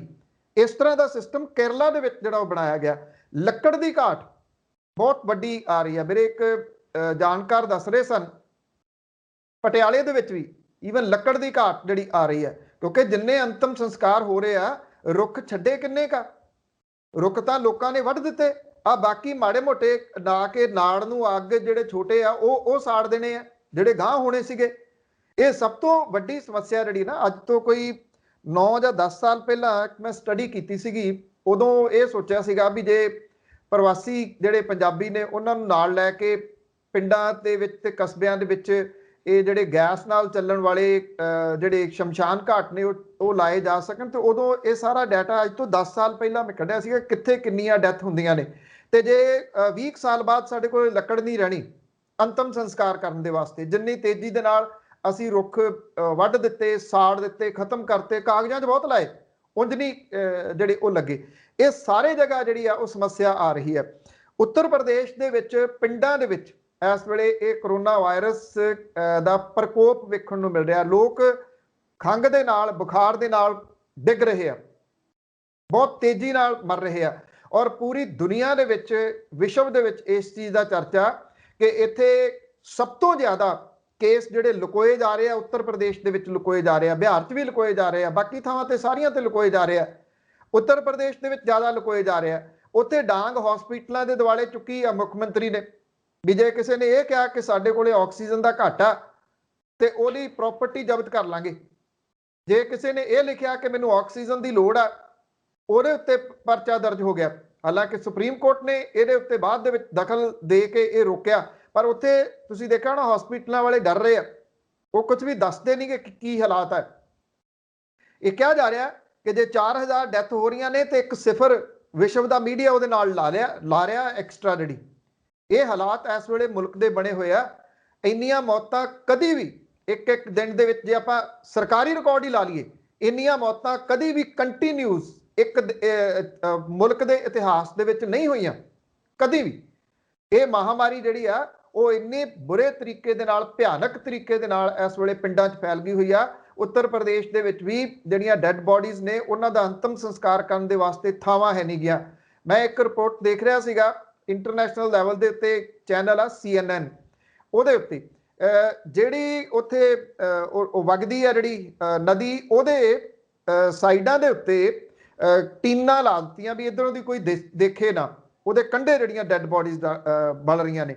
ਉਹ ਜਿਹੜੀ ਪੱਤਰਕਾਰ ਹੈ, ਲੇਡੀ ਪੱਤਰਕਾਰ ਆ, ਉਹ ਦੂਜੇ ਪਾਸਿਓਂ ਦੀ ਬੇੜੀ ਲੈ ਕੇ ਆ ਗਈ ਔਰ ਉਹਨੇ ਉਹ ਦਿਖਾਈਆਂ ਕਿ ਆ ਹਾਲਾਤ ਦੇਖੋ ਇੱਥੇ ਕਿਹੋ ਜਿਹੇ ਬਣ ਗਏ ਹੋਏ, ਕਿੰਨੀਆਂ ਡੈੱਡ ਬੋਡੀਜ਼ ਉੱਥੇ ਸੜ ਰਹੀਆਂ ਨੇ, ਸਮੂਹਕ ਸੰਸਕਾਰ ਕੀਤੇ ਜਾ ਰਹੇ ਆ 4-4 5-5 ਲੋਕਾਂ ਦੇ ਇਕੱਠੇ ਜਿਹੜਾ ਉਹ ਪਾ ਕੇ, ਇੰਨੇ ਮਾੜੇ ਹਾਲਾਤ ਬਣੇ ਹੋਏ ਆ। ਔਰ ਉਹ ਇਹ ਕਹਿ ਰਿਹਾ ਕਿ ਇੱਥੇ ਕੁਝ ਵੀ ਜਿਹੜਾ ਜੀ ਉਹ ਮਾੜਾ ਨਹੀਂਗਾ, ਸਭ ਕੁਝ ਜਿਹੜਾ ਉਹ ਸਹੀ ਹੈ, ਕੰਟਰੋਲ ਦੇ ਵਿੱਚ ਹੈ। ਜਿਹੜਾ ਵਿਸਟਾ ਬਿਲਡਿੰਗ ਬਣ ਰਹੀ ਆ ਦਿੱਲੀ ਦੇ ਵਿੱਚ, ਜਿਹਦੇ ਜਿਹੜੀ ਪਾਰਲੀਮੈਂਟ ਦੀ ਨਵੇਂ ਪਾਰਲੀਮੈਂਟ ਦੀ ਬਿਲਡਿੰਗ ਬਣ ਰਹੀ ਆ 20,000 ਕਰੋੜ ਰੁਪਈਆ ਲਾ ਕੇ, ਪ੍ਰਧਾਨ ਮੰਤਰੀ ਨਿਵਾਸ ਬਣ ਰਿਹਾ ਨਵਾਂ 13,500 ਕਰੋੜ ਰੁਪਈਆ ਜਿਹੜਾ ਉਹ ਲਾ ਕੇ, ਇੱਕ ਆਪਣੇ ਵਾਸਤੇ ਉਹਨਾਂ ਨੇ 에ਅਰਫੋਰਸ 1 ਜਹਾਜ਼ ਜਿਹੜਾ ਉਹ ਖਰੀਦਿਆ ਹੋਇਆ, ਉਹਦੇ ਉੱਤੇ ਹੂਟੇ ਲੈਣ ਦੇ ਵਾਸਤੇ ਇਹਨਾਂ ਨੇ ਉਹ 5 ਰਾਜਾਂ ਦੀ ਚੋਣ ਰਖਾਈ ਤੇ ਬਾਰ-ਬਾਰ ਰੈਲੀਆਂ ਜਿਹੜੀਆਂ ਉਹ ਰਖਾਈਆਂ। ਨਾ ਉਹ ਕੰਸਟਰਕਸ਼ਨ ਰੁਕ ਰਹੀ ਆ ਕਿਉਂਕਿ ਕੰਸਟਰਕਸ਼ਨ ਘੱਟਾ ਮਿੱਟੀ ਪੈਦਾ ਕਰਦੀ ਹੈ। ਇਹ ਜਿਹੜੇ ਵਾਇਰਸ ਆ ਕੁਲਵੰਤ ਸਿੰਘ ਦੀ, ਇਹ ਡਾਇਰੈਕਟਲੀ ਜੁੜਿਆ ਹੋਇਆ ਫੇਫੜਿਆਂ ਦੇ ਨਾਲ। ਬਿਲਕੁਲ ਫੇਫੜਿਆਂ ਦੇ ਉੱਤੇ ਇਹਦਾ ਅਸਰ ਜਿਹੜਾ ਉਹ ਮਾੜੀ ਹਵਾ ਦਾ ਪੈਂਦਾ। ਜੇ ਇਸ ਵੇਲੇ ਕੋਈ ਚੀਜ਼ ਬਚਾ ਸਕਦੀ ਆ ਤਾਂ ਉਹ ਸਿਰਫ ਔਰ ਸਿਰਫ ਤੁਹਾਨੂੰ ਸ਼ੁੱਧ ਹਵਾ ਬਚਾ ਸਕਦੀ ਹੈ, ਜਿਹੜੀ ਕਿ ਅਸੀਂ ਛੱਡੀ ਨਹੀਂ। ਸਾਡੇ ਪੰਜਾਬ 'ਚ ਵੀ ਉਹੀ ਹਾਲਾਤ ਨੇ। ਗੁਰੂ ਨਾਨਕ ਸਾਹਿਬ ਦੀ ਜਿਹੜੀ ਤੁਕ ਸੀ, ਅਸੀਂ ਤਾਂ ਉਹਨੂੰ ਮੱਥੇ ਟੇਕਣ ਜੋਗੇ ਰਹਿ ਗਏ ਨਾ, ਪਵਨ ਗੁਰੂ ਪਾਣੀ ਪਿਤਾ ਮਾਤਾ ਧਰਤ ਮਹਤ, ਉਹ ਅਸੀਂ ਉਹ ਰੱਖਿਆ ਹੀ ਨਹੀਂ, ਨਾ ਹਵਾ ਸ਼ੁੱਧ ਰੱਖੀ, ਨਾ ਪਾਣੀ ਸ਼ੁੱਧ ਰੱਖਿਆ। ਇਹ ਕਿਤੇ ਨਾ ਕਿਤੇ ਇਹ ਜਿਹੜੀਆਂ ਇਦਾਂ ਦੀ ਆਫਤ ਆ ਰਹੀ ਹੈ ਨਾ, ਚਾਹੇ ਉਹ ਆਪਾਂ ਉੱਤਰਾਖੰਡ ਦੇ ਵਿੱਚ ਦੇਖਿਆ ਸੀ ਪਿੱਛੇ ਜੇ ਇਹ ਡੈਮ ਬਣਾ ਰਹੇ ਸੀ, ਇੱਕੋ ਦਿਨ ਉੱਤੋਂ ਪਹਾੜ ਖੁਰਿਆ, ਸਾਰਾ ਡੈਮ ਖੋਰ ਕੇ ਜਿਹੜਾ ਉਹ ਲੈ ਗਿਆ ਜੀ, ਕਿੰਨੇ ਲੋਕ ਉਹਦੇ ਵਿੱਚ ਮਾਰੇ ਗਏ। ਉਦੋਂ ਪਹਿਲਾਂ ਆਪਾਂ ਉਹ ਧਾਰਮਿਕ ਸਥਾਨਾਂ ਦੇ ਉੱਤੇ 6-6 ਫੁੱਟ ਆ ਕੇ ਜੰਮਿਆ ਜਿਹੜਾ ਮਲਬਾ ਸੀ, ਜਿਹਦੇ ਵਿੱਚ ਬਜਰੀ ਤੇ ਹੋਰ ਕਿੰਨਾ ਕੁਛ ਸੀ, ਉਹ ਸਾਰਾ ਕੁਝ ਦੇਖਿਆ। ਜਿਹੜੀ ਕੁਦਰਤ ਹੈ ਉਹ ਬਾਰ-ਬਾਰ ਆਪਣੀ ਹੋਂਦ ਦਰਸਾ ਰਹੀ ਹੈ। ਉਹ ਇਹ ਦੱਸ ਰਹੀ ਹੈ ਮਨੁੱਖ ਨੂੰ ਕਿ ਇਹ ਜਿਹੜੇ ਜੋ ਕੁਝ ਤੇਰੇ ਉੱਤੇ ਇਹ ਮਾੜੇ ਸਮੇਂ ਆ ਰਹੇ ਆ, ਇਹ ਤੇਰੇ ਆਪਣੇ ਪੈਦਾ ਕੀਤੇ ਹੋਏ ਆ। ਅਸੀਂ ਲੋਕਾਂ ਨੇ ਕਦੀ ਵੀ ਇਹਨਾਂ ਚੀਜ਼ਾਂ ਵੱਲ ਧਿਆਨ ਨਹੀਂ ਦਿੱਤਾ ਕਿ ਅਸੀਂ ਹਵਾ ਤੇ ਪਾਣੀ ਆਪਣਾ ਸ਼ੁੱਧ ਰੱਖਣਾ, ਬਲਕਿ ਉਹਨੂੰ ਗੰਦਾ ਕਰਨ ਦੇ ਵਿੱਚ ਆਪਣਾ ਯੋਗਦਾਨ ਜਿਹੜਾ ਉਹ ਪਾਇਆ ਜੀ। ਹਰੇਕ ਨੇ, ਕੋਈ ਘੱਟ ਨਹੀਂ ਜਿਹੜਾ ਉਹ ਕਰ ਰਿਹਾ। ਉੱਤਰ ਪ੍ਰਦੇਸ਼ ਦੇ ਵੀ ਉਹੀ ਹਾਲਾਤ ਨੇ, ਬਿਹਾਰ ਦੇ ਵਿੱਚ ਵੀ ਉਹੀ ਹਾਲਾਤ ਬਣੇ ਹੋਏ ਨੇ, ਸਾਰੇ ਸੂਬਿਆਂ ਦੇ ਹਾਲਾਤ ਉਹੀ ਬਣੇ ਹੋਏ ਨੇ। ਕੁਰਬਲ ਕਰਦੀ ਜਿਹੜੀ ਪਾਪੂਲੇਸ਼ਨ, ਕੁਰਬਲ ਕਰਦੇ ਲੋਕ ਜਿਹੜੇ ਸੀਗੇ, ਉਹ ਇਦਾਂ ਮਰ ਰਹੇ ਆ ਕਿ ਇਸ ਤਰ੍ਹਾਂ ਦਾ ਕਦੀ ਸੋਚਿਆ ਨਹੀਂ ਸੀ। ਸੱਚੀ ਪੁੱਛੋ, ਜੋ ਹਾਲਾਤ ਬਣੇ ਇਦਾਂ ਦਾ ਕਦੀ ਪੜਿਆ ਵੀ ਨਹੀਂ ਸੀਗਾ। ਮਹਾਮਾਰੀਆਂ ਦੇ ਬਾਰੇ ਦੇ ਵਿੱਚ ਪੜਿਆ, ਬਹੁਤ ਪੜਿਆ। ਜਦੋਂ ਉਹ ਮਹਾਮਾਰੀਆਂ ਆਈਆਂ ਉਦੋਂ ਇੰਨੀ ਪਾਪੂਲੇਸ਼ਨ ਨਹੀਂ ਸੀਗੀ, ਸ਼ਾਇਦ ਇਸ ਕਰਕੇ ਇੰਨੀਆਂ ਮੌਤਾਂ ਨਹੀਂ ਹੋਈਆਂ ਜਿੰਨੀਆਂ ਮੌਤਾਂ ਇਸ ਵੇਲੇ ਜਿਹੜੀਆਂ ਉਹ ਹੋ ਰਹੀਆਂ ਨੇ। ਇਹ ਉੱਥੇ ਦੱਸਦੇ ਆ ਕਿ ਰਾਮ ਰਾਜ ਆ ਉੱਤਰ ਪ੍ਰਦੇਸ਼ ਦੇ ਵਿੱਚ, ਜਿਹਾ ਰਾਮ ਰਾਜ ਆ ਜਿੱਥੇ ਕਿ ਲੋਕਾਂ ਨੂੰ ਜਿਹੜਾ ਅੰਤਮ ਸੰਸਕਾਰ ਕਰਨ ਦੇ ਵਾਸਤੇ ਲੱਕੜ ਤੱਕ ਨਹੀਂ ਜਿਹੜਾ ਉਹ ਮਿਲ ਰਹੀ। ਤੇ ਫਿਰ ਮੇਰੇ ਵਾਸਤੇ ਤਾਂ ਇਹ ਬਹੁਤ ਵੱਡੇ ਜਿਹੜੇ ਜੀ ਉਹ ਸਵਾਲ ਨੇ ਕਿ ਕਿੰਨੀ ਕੁ ਦੇਰ ਤੁਸੀਂ ਲੋਕਾਂ ਨੂੰ ਇਹ ਧਰਮ ਦੀ ਪੁੱਠ ਦੇ ਕੇ ਇਹ ਜਿਹੜੀ ਰਾਜਨੀਤੀ ਆ ਉਹ ਕਰੀ ਚੱਲੋਗੇ। ਅਜੇ ਵੀ ਵੇਲਾ ਕਿ ਜੇ ਲੋਕਾਂ ਦੀ ਮਾਨਸਿਕਤਾ ਨੂੰ ਸਮਝਿਆ ਜਾਵੇ। ਇਸ ਵੇਲੇ ਚੀਕਾਂ ਜਿਹੜੀਆਂ ਵਹਿਣ ਪੈ ਰਹੇ ਆ ਮੁਲਕ ਭਰ ਦੇ ਵਿੱਚ, ਉਹ ਵੇਖੇ ਸੁਣੇ ਨਹੀਂ ਜਾ ਰਹੇ ਜੀ। ਬਹੁਤ ਔਖਾ ਸਮਾਂ ਜਿਹੜਾ ਇਸ ਵੇਲੇ ਦੇਖ ਰਹੇ ਆ। ਰਿਪੋਰਟਿੰਗ ਕਰਨੀ, ਉਹਦੇ ਵਾਸਤੇ ਪੜ੍ਹਨਾ, ਉਹਨੂੰ ਦੇਖਣਾ, ਉਹਦਾ ਐਨਾਲਿਸਿਸ ਕਰਨਾ, ਇਹ ਪਹਿਲੀ ਵਾਰੀ ਹੋ ਰਿਹਾ ਜੀ ਮੇਰੀ ਲਾਈਫ 'ਚ। 25 ਸਾਲ ਤਕਰੀਬਨ ਮੈਨੂੰ ਇਸ ਲਾਈਨ ਦੇ ਵਿੱਚ ਹੋ ਗਏ। ਪਹਿਲੀ ਵਾਰੀ ਇਹ ਬੋਝਲ ਲੱਗਣ ਲੱਗਿਆ, ਇਹ ਤੋਂ ਜਾਨ ਛਡਾਉਣ ਨੂੰ ਦਿਲ ਕਰ ਰਿਹਾ ਜੀ ਕਿ ਇਹ ਨਾ ਹੀ ਕੀਤਾ ਜਾਵੇ, ਕੁਝ ਸਮੇਂ ਲਈ ਰੋਕ ਦਿੱਤਾ ਜਾਵੇ। ਪਰ ਫਿਰ ਸਵਾਲ ਇਹ ਖੜਾ ਹੋ ਜਾਂਦਾ ਕਿ ਤੁਸੀਂ ਭੱਜ ਕੇ, ਅਸਲੀਅਤ ਤੋਂ ਭੱਜ ਕੇ ਕਿੱਥੇ ਜਾਓਗੇ, ਕਿਸ ਜਗ੍ਹਾ ਦੇ ਉੱਤੇ ਜਾਓਗੇ? ਕੀ ਆਪਣੇ ਆਪ ਨੂੰ ਕਮਰੇ ਦੇ ਅੰਦਰ ਬੰਦ ਕਰ ਲਓਗੇ? ਉਹ ਤੁਹਾਨੂੰ ਹੋਰ ਜ਼ਿਆਦਾ ਪਰੇਸ਼ਾਨੀ ਜਿਹੜੀ ਉਹ ਦੇਊਗਾ ਜੀ। ਇਸ ਕਰਕੇ ਉਹ ਲੱਗੇ ਹੋਏ ਆ। ਪਰ ਪਹਿਲੀ ਵਾਰੀ ਆ ਕਿ ਇੰਨਾ ਦਰਦ ਲੋਕਾਂ ਦਾ ਜਿਹੜਾ ਉਹ ਦੇਖਿਆ ਨਹੀਂ ਜਾ ਰਿਹਾ। ਜਦੋਂ ਸਵੇਰ ਤੋਂ ਸ਼ਾਮ ਤੱਕ ਜਿਹੜੇ ਮੈਸੇਜ ਆਉਂਦੇ ਨੇ ਕਿ ਰਮੇ ਰਿਸੀਵਰ ਦੀ ਲੋੜ ਹੈ ਦੇ 2 ਕਿਸੇ ਤਰੀਕੇ ਨਾਲ ਮਿਲ ਜਾਣ, ਕਿਸੇ ਹਸਪੀਟਲ ਦੇ ਵਿੱਚ ਬੈੱਡ ਜਿਹੜਾ ਉਹ ਮਿਲ ਜੇ, ਇਸ ਤਰ੍ਹਾਂ ਦੀ ਮਦਦ ਕਦੀ ਨਾ ਕਰਨੀ ਪਵੇ। ਮੈਂ ਤਾਂ ਕਹਿੰਦਾ ਕਦੀ ਇਸ ਤਰ੍ਹਾਂ ਦਾ ਸਮਾਂ ਨਾ ਆਵੇ। ਤੁਸੀਂ ਟਵਿੱਟਰ ਦੇ ਉੱਤੇ ਚਲੇ ਜਾਓ, ਹਰ ਦੂਸਰਾ ਟਵੀਟ ਇਸ ਦੇ ਉੱਤੇ ਆ, ਮੈਨੂੰ ਇੱਥੇ ਮਦਦ ਚਾਹੀਦੀ, ਮੈਨੂੰ ਇੱਥੇ ਮਦਦ ਚਾਹੀਦੀ ਆ, ਮੈਨੂੰ ਆਹ ਚਾਹੀਦਾ, ਮੈਨੂੰ ਆਕਸੀਜਨ ਚਾਹੀਦੀ, ਮੈਨੂੰ। ਸਾਰਾ ਟਵਿੱਟਰ ਭਰਿਆ ਪਿਆ ਇਹਨਾਂ ਚੀਜ਼ਾਂ ਦਾ। ਇਹ ਰਿਐਲਿਟੀ ਆ ਜਿਹੜੀ ਸਰਕਾਰਾਂ ਨੂੰ ਨਹੀਂ ਦਿਸ ਰਹੀ। ਬਿਲਕੁਲ, ਸਰਕਾਰਾਂ ਨੂੰ ਰਿਐਲਿਟੀ ਦਿਖ ਨਹੀਂ ਰਹੀ ਤੇ ਜਿਹੜਾ ਪ੍ਰਧਾਨ ਮੰਤਰੀ ਲੋਕਾਂ ਨੂੰ ਰਾਹਤ ਪਹੁੰਚਾਉਣ ਦੀ ਬਜਾਏ ਟਵਿੱਟਰ ਦੇ ਉੱਤੋਂ ਜਿਹੜੇ ਆ ਆਪਣੇ ਵਿਰੋਧੀ ਟਵੀਟ ਹਟਾਉਣ ਦੇ ਉੱਤੇ ਲੱਗੇ ਹੋਏ ਨੇ। ਸਰਕਾਰ ਟਵੀਟ ਹਟਾਉਣ ਤੇ ਲੱਗੀ ਹੋਈ ਹੈ ਤੇ ਗੁਰੂ ਨਾਨਕ ਸਾਹਿਬ ਦੀਆਂ ਜਿਹੜੀਆਂ ਗੁਰਬਾਣੀ ਦੀਆਂ ਜਿਹੜੀਆਂ ਸਤਰਾਂ ਨੇ ਉਹ ਯਾਦ ਆਉਂਦੀਆਂ ਨੇ ਕਿ ਏਤੀ ਮਾਰ ਪਈ ਕੁਰਲਾਉਣੀ ਤੈਂ ਕੀ ਦਰਦ ਨਾ ਆਇਆ। ਦਰਦ ਬਹੁਤ ਹੈ, ਜਿਸ ਤਰ੍ਹਾਂ ਤੁਸੀਂ ਬਿਆਨ ਕੀਤਾ ਹੈ ਕਿ ਲੋਕ ਸਹਿਕ ਰਹੇ ਨੇ, ਲੋਕ ਮਰ ਰਹੇ ਨੇ, ਪਰ ਸਰਕਾਰਾਂ ਜਿਹੜੀਆਂ ਨੇ ਉਹ ਇੱਕ ਦੂਜੇ ਦੇ ਉੱਤੇ ਤੋਹਮਤਾਂ ਲਾਉਣ ਤੇ ਲੱਗੀਆਂ ਹੋਈਆਂ ਨੇ। ਦਿੱਲੀ ਸਰਕਾਰ ਕੇਂਦਰ ਸਰਕਾਰ ਤੇ ਲਾ ਰਹੀ ਹੈ, ਕੇਂਦਰ ਸਰਕਾਰ ਦਿੱਲੀ ਸਰਕਾਰ ਤੇ ਲਾ ਰਹੀ ਹੈ। ਸੁਪਰੀਮ ਕੋਰਟ ਕਹਿੰਦੀ ਹੈ ਕਿ ਮੈਂ ਇਸ ਨੂੰ ਤੋਹਮਤਾਂ ਦਾ ਜਿਹੜਾ ਮੈਦਾਨ ਨਹੀਂ ਬਣਨ ਦੇਣਾ। ਆਕਸੀਜਨ ਦੀ ਗੱਲ ਚੱਲ ਰਹੀ ਹੈ, 700 ਜਿਹੜਾ ਟਨ ਆਕਸੀਜਨ ਦਿੱਲੀ ਨੂੰ ਬਾਰ-ਬਾਰ ਅਦਾਲਤਾਂ ਵੀ ਕਹਿ ਚੁੱਕੀਆਂ ਨੇ, ਹਰ ਹਾਲਤ ਦੇ ਵਿੱਚ ਇਸ ਨੂੰ ਕਰਨ ਲਈ ਗੱਲ ਕੀਤੀ ਹੈ। ਪਰ ਇਹਦੇ ਬਾਵਜੂਦ ਵੀ ਪੰਨੂ ਸਾਹਿਬ ਕਿਹੜੀ ਇਹੋ ਜਿਹੀ ਮਜਬੂਰੀ ਹੈ ਜਿਹੜੀ ਕਿ ਕੇਂਦਰ ਸਰਕਾਰ ਅੜੀ ਹੋਈ ਹੈ ਤੇ ਅੰਤ ਦੇ ਵਿੱਚ ਜਿਹੜਾ ਉਹਨਾਂ ਨੂੰ ਸੁਪਰੀਮ ਕੋਰਟ ਨੂੰ ਆਕਸੀਜਨ ਦੀ ਵੰਡ ਲਈ ਟਾਸਕ ਫੋਰਸ ਬਣਾਉਣੀ ਪਈ ਹੈ? ਦੇਖੋ, ਕੇਂਦਰ ਸਰਕਾਰ ਇਹ ਤੇ ਸਿਆਸਤ ਕਰ ਰਹੀ ਆ, ਉਹਨੂੰ ਕੇਜਰੀਵਾਲ ਨਹੀਂ ਪਸੰਦ ਤੇ ਨਾ ਸਹੀ, ਲੋਕਾਂ ਦਾ ਕੀ ਕਸੂਰ ਹੈ? ਜੇ ਕਿਸੇ ਨੂੰ ਕੈਪਟਨ ਅਮਰਿੰਦਰ ਸਿੰਘ ਨਹੀਂ ਪਸੰਦ ਤੇ ਨਾ ਸਹੀ, ਲੋਕਾਂ ਦਾ ਕੀ ਕਸੂਰ ਹੈ? ਇਹ ਵੱਡੇ ਜਿਹੜੇ ਉਹ ਸਵਾਲ ਨੇ। ਉਹ ਇਹ ਚਾਹੁੰਦੇ ਆ ਕਿ ਲੋਕ ਤਰਾ ਕਰਨ ਤੇ ਅਸੀਂ ਰਾਸ਼ਟਰਪਤੀ ਰਾਜ ਲਾਈਏ। ਇਹ ਪੱਛਮੀ ਬੰਗਾਲ ਦੇ ਵਿੱਚ ਵੀ ਕੀਤਾ ਜਾ ਰਿਹਾ, ਜਿੱਥੇ ਇਹ ਹਰ ਕੇ ਆਏ ਆ। ਉੱਥੇ ਐਵੇਂ ਨਹੀਂ ਭਾਰਤੀ ਜਨਤਾ ਪਾਰਟੀ ਦਾ ਪ੍ਰਧਾਨ ਜਿਹੜਾ ਜੀ ਉਹ ਨਾਲ ਦੀ ਨਾਲ ਭੱਜੇ ਗਏ ਤੇ ਉੱਥੇ ਜਾ ਕੇ ਇੱਥੇ ਹਰਿਆਣੇ ਦੇ ਵਿੱਚ ਇੱਕ ਪਾਸੇ ਲੋਕਡਾਊਨ ਆ, ਦੂਜੇ ਪਾਸੇ ਦਰੀਆਂ ਵਿਛਾ ਕੇ ਤੇ ਜਿਹੜੇ ਉੱਥੇ ਲੋਕ ਮਾਰੇ ਗਏ, ਭੀੜ ਦਾ ਹਿੰਸਾ ਦਾ ਸ਼ਿਕਾਰ ਹੋਏ, ਉਹਨਾਂ ਦੇ ਰੋਸ ਵਜੋਂ ਇਹ ਰੋਸ ਧਰਨੇ ਦੇ ਰਿਹਾ। ਮਾੜਾ ਹੈ, ਕਿਸੇ ਦੀ ਵੀ ਮੌਤ ਹੋਈ ਆ ਮਾੜੀ ਆ। ਮੌਤਾਂ ਤਾਂ 500 ਤੋਂ ਉੱਪਰ ਕਿਸਾਨਾਂ ਦੀਆਂ ਵੀ ਹੋ ਚੁੱਕੀਆਂ ਹੋਈਆਂ ਨੇ। ਇਹ ਉਦੋਂ ਧਰਨੇ ਲਾਉਣ ਵਾਲੇ ਕਿੱਥੇ ਸੀਗੇ? ਆ ਸਿਵਿਆਂ ਦੀ ਗੱਲ ਆਪਾਂ ਕਰਕੇ ਹਟੇ, ਕਿੰਨੇ ਬੜ ਰਿਹਾ। ਕਿਸੇ ਭਾਰਤੀ ਜਨਤਾ ਪਾਰਟੀ ਵਾਲੇ ਨੇ ਲਾਇਆ ਧਰਨਾ ਕਿਸੇ ਜਗ੍ਹਾ ਦੇ ਉੱਤੇ ਇਹਨਾਂ ਪਰਿਵਾਰਾਂ ਦੇ ਹੱਕ ਦੇ ਵਿੱਚ? ਇਹ ਅਜੇ ਵੀ ਇਹ ਗਿਣ ਰਹੇ ਆ ਕਿ ਕਿਹੜੇ ਧਰਮ ਦੇ ਕਿੰਨੇ ਲੋਕ ਮਰ ਰਹੇ ਆ। ਇਹ ਤਾਂ ਗੱਲ ਹੀ ਕਿਤੇ ਦੀ ਕਿਤੇ ਹੋਰ ਚਲੀ ਗਈ ਹੋਈ ਹੈ। ਇਹਨਾਂ ਦੀ ਜਿਹੜੀ ਉਹ ਕਹਾਣੀ ਸਮਝ ਹੀ ਨਹੀਂ ਆ ਰਹੀ, ਉੱਥੇ ਹੀ ਸਿਆਸਤ ਕਰੀ ਜਾ ਰਹੇ ਨੇ। ਤੁਸੀਂ ਦੇਖੋ ਕਿ ਉਹ ਤਾਂ ਸਿਰੜੀ ਸਰਕਾਰ ਹੈ ਇੱਕ ਕਿਸਮ ਦੀ। ਪਹਿਲਾਂ ਹਾਈ ਕੋਰਟ ਦੇ ਵਿੱਚ ਲਗਾਤਾਰ ਉਹਨਾਂ ਨੇ ਬਿਨਾਂ ਪਾਵਰਾਂ ਤੋਂ ਸਰਕਾਰ ਹੈ, ਉਹਦੇ ਕੋਲੇ ਕੋਈ ਪਾਵਰ ਨਹੀਂ। 4 ਟੂਟੀਆਂ ਲਾਉਣ ਦੀ ਪਾਵਰ ਵੀ ਹੈ ਨਹੀਂ ਗੀ ਅਰਵਿੰਦ ਕੇਜਰੀਵਾਲ ਕੋਲੇ, ਛੱਡੀ ਨਹੀਂ ਨਵੇਂ ਕਾਨੂੰਨ ਨੇ, ਬਿਲਕੁਲ ਖਤਮ ਕਰ ਦਿੱਤਾ ਉਹਨੂੰ। ਕਿ ਕੋਈ ਚੀਜ਼ ਉਹਨੂੰ ਚਾਹੀਦੀ ਆ ਤੇ ਉਹ ਫਾਈਲ ਪਹਿਲਾਂ ਜਿਹੜੀ ਉਪ ਰਾਜਪਾਲ ਦੇ ਕੋਲੇ ਜਾਊਗੀ, ਲੈਫਟੀਨੈਂਟ ਗਵਰਨਰ ਦੇ ਕੋਲੇ। ਹੁਣ ਪਹਿਲਾਂ ਤਾਂ ਹਾਈ ਕੋਰਟ 'ਚ ਲੜਾਈ ਲੜੀ। ਹਾਈ ਕੋਰਟ ਨੇ ਜਦੋਂ ਇਹ ਕਹਿਤਾ ਕਿ ਕੰਟੈਂਪਟ ਆਫ ਕੋਰਟ ਹੋਊਗਾ ਜੇ ਤੁਸੀਂ ਅਜੇ ਵੀ ਇਹ ਨਾ ਦਿੱਤੀ, ਇਹ ਭੱਜੀ ਗਈ ਸੈਂਟਰ ਦੀ ਸਰਕਾਰ, ਬਜਾਏ ਇਹਦੇ ਕਿ ਇਹ ਕਹਿੰਦੀ ਵੀ ਠੀਕ ਹੈ, ਕਿਉਂਕਿ ਇਹ ਨਹੀਂ ਹੈਗਾ ਹੁਣ ਕਿ ਆਕਸੀਜਨ ਹੈ ਨਹੀਂ ਗੀ। ਹੁਣ ਆਕਸੀਜਨ ਹੈਗੀ ਆ, ਢੇਰ ਲੱਗੇ ਪਏ ਆ, ਕਿੰਨੇ ਜਹਾਜ਼ ਰੋਜ਼ ਦੇ ਉਤਰ ਰਹੇ ਆ, ਉਹਨਾਂ ਨੂੰ ਵੰਡ ਦਾ ਸਿਸਟਮ ਹੈ ਨਹੀਂਗਾ ਇਹਨਾਂ ਕੋਲੇ। ਇਹ ਕੀ ਕਰ ਰਿਹਾ? ਇਹਦੇ ਵਿੱਚ ਪਾਰਸ਼ੈਲਿਟੀ ਹੋ ਰਹੀ ਹੈ, 100% ਪਾਰਸ਼ੈਲਿਟੀ ਇਸ ਵੇਲੇ ਹੋ ਰਹੀ ਹੈ। ਉਹ ਦਿੱਲੀ ਦੇ ਲੋਕਾਂ ਦੇ ਨਾਲ ਵੀ ਹੋ ਰਹੀ ਆ, ਉਹ ਪੰਜਾਬ ਦੇ ਲੋਕਾਂ ਦੇ ਨਾਲ ਵੀ ਹੋ ਰਹੀ ਆ, ਉਹ ਜਿੱਥੇ ਗੈਰ ਭਾਜਪਾ ਸਰਕਾਰਾਂ ਨੇ ਉੱਥੇ ਹੋ ਰਹੀ ਹੈ। ਇਹ ਇੱਥੋਂ ਤੱਕ ਕਿ ਇਹਨਾਂ ਦਾ ਕਰਨਾਟਕਾ ਦੇ ਵਿੱਚ ਇਹਨਾਂ ਦੀ ਸਰਕਾਰ ਹੈ ਯੇਦੂਰੱਪਾ ਦੀ, ਜਿਹੜਾ ਕਿ ਇਹਨਾਂ ਨੇ ਉਹ MLA ਖਰੀਦ ਕੇ ਉਹਨੂੰ ਧੱਕੇ ਨਾਲ ਬਣਾਇਆ। ਉੱਥੋਂ ਦੀ ਹਾਈ ਕੋਰਟ ਵੀ ਇਹ ਕਹਿ ਰਹੀ ਹੈ ਕਿ ਲੋਕ ਮਰ ਰਹੇ ਆ, ਕੇਂਦਰ ਦੀ ਸਰਕਾਰ ਨਹੀਂ ਦੇ ਰਹੀ। ਸਵਾਲ ਇਹ ਆ ਕਿ ਜਦੋਂ ਸਿੱਖਿਆ ਹੀ ਨਹੀਂ ਰਾਜ ਕਰਨਾ ਆਉਂਦਾ ਹੀ ਨਹੀਂ, ਤਾਂ ਹੀ ਕਰਕੇ ਸੁਪਰੀਮ ਕੋਰਟ ਨੇ ਹੁਣ 12 ਮੈਂਬਰੀ ਟਾਸਕ ਫੋਰਸ ਬਣਾਤੀ ਕਿ ਇਹ ਵੰਡ ਕਰੂਗੀ। ਇਹਨੂੰ ਤੁਸੀਂ ਇਹ ਨਾ ਲਓ ਕਿ ਸੁਪਰੀਮ ਕੋਰਟ ਨੇ ਫੈਸਲਾ ਕਰਤਾ ਤੇ 12 ਮੈਂਬਰੀ ਬਣਾਤੀ। ਇਹਨੂੰ ਮੈਂ ਡਿਫਰੈਂਟ ਐਂਗਲ ਤੋਂ ਦੇਖਦਾ ਕਿ ਸੁਪਰੀਮ ਕੋਰਟ ਨੇ ਮੰਨ ਲਿਆ ਕਿ ਸਰਕਾਰ ਕੋਲੋਂ ਕੰਟਰੋਲ ਨਹੀਂ ਹੋ ਰਿਹਾ, ਸਰਕਾਰ ਫੇਲ ਹੋ ਗਈ। ਸੁਪਰੀਮ ਕੋਰਟ ਦਾ ਇਹ ਜਿਹੜਾ ਫੈਸਲਾ ਟਾਸਕ ਫੋਰਸ ਬਣਾਉਣ ਦਾ, ਇਹ ਇੱਥੋਂ ਨਿਕਲਿਆ ਹੋਇਆ ਕਿ ਉਹਦੇ ਤੋਂ ਨਹੀਂ ਹੈਂਡਲ ਹੋ ਰਿਹਾ। ਉਹਨਾਂ ਨੂੰ ਨਹੀਂ ਪਤਾ ਲੱਗ ਰਿਹਾ ਕਿ ਅਸੀਂ ਕੀ ਕਰਨਾ। ਉਹਨਾਂ ਨੂੰ ਉਹ ਤਾਂ ਜਿਹੜੇ ਐਕਸਪਰਟ ਨੇ ਉਹਨਾਂ ਨੂੰ ਟਿੱਚ ਜਾਣਦੇ ਨੇ। ਅੱਜ ਵੀ ਜਿਹੜੀ ਮੀਟਿੰਗ ਹੈ, ਜਿਹੜੇ ਐਕਸਪਰਟ ਦੀ ਮੀਟਿੰਗ ਹੈ ਜਾਂ ਸੂਬਿਆਂ ਦੀ ਮੀਟਿੰਗ ਹੈ, ਮੇਰੀ ਜਾਚੇ ਉਹ ਸਿਹਤ ਮੰਤਰੀ ਨੂੰ ਲੈਣੀ ਚਾਹੀਦੀ ਸੀ। ਉਹ ਪੇਸ਼ੇ ਵਜੋਂ ਡਾਕਟਰ ਵੀ ਨੇ, ਉਹ ਪੇਸ਼ੇ ਵਜੋਂ ਡਾਕਟਰ ਨੇ, ਉਹ ਬੈਟਰ ਜਾਣਦੇ ਨੇ ਕਿ ਕਿਸ ਜਗ੍ਹਾ ਦੇ ਉੱਤੇ ਕਿਸ ਚੀਜ਼ ਦੀ ਲੋੜ ਹੈ। ਉਹ ਕਿਸੇ ਮੀਟਿੰਗ ਦੇ ਵਿੱਚ ਨਹੀਂ ਤੁਹਾਨੂੰ ਦਿਸਦੇ। ਮੀਟਿੰਗ ਪ੍ਰਧਾਨ ਮੰਤਰੀ ਲੈ ਰਹੇ ਨੇ। ਪ੍ਰਧਾਨ ਮੰਤਰੀ ਹੋਰਾਂ ਕੋਲੇ ਮੈਡੀਕਲ ਲਾਈਨ ਦਾ ਕੀ ਤਜਰਬਾ ਜੀ? ਜਿਸਕਾ ਕੰਮ ਉਸੀ ਕੋ ਸਾਜੇ। ਹੁਣ ਮੈਂ ਜੇ ਕਹਾਂ ਕਿ ਮੈਡੀਸਨ ਦੇ ਬਾਰੇ ਸਭ ਤੋਂ ਜ਼ਿਆਦਾ ਜਾਣਕਾਰੀ ਮੇਰੇ ਕੋਲੇ, ਹਾਂ ਪੜ੍ਹੀ ਹੋਈ ਜਾਣਕਾਰੀ ਹੋ ਸਕਦੀ, ਮੇਰੇ ਕੋਲ ਡਿਗਰੀ ਥੋੜੀ ਹੈ ਜੀ ਕੋਈ MBBS ਦੀ। ਉਹ ਤਾਂ ਜਿਹੜਾ ਡਾਕਟਰ ਹੈ ਉਹੀ ਬੈਟਰ ਦੱਸ ਸਕਦਾ ਹੈ।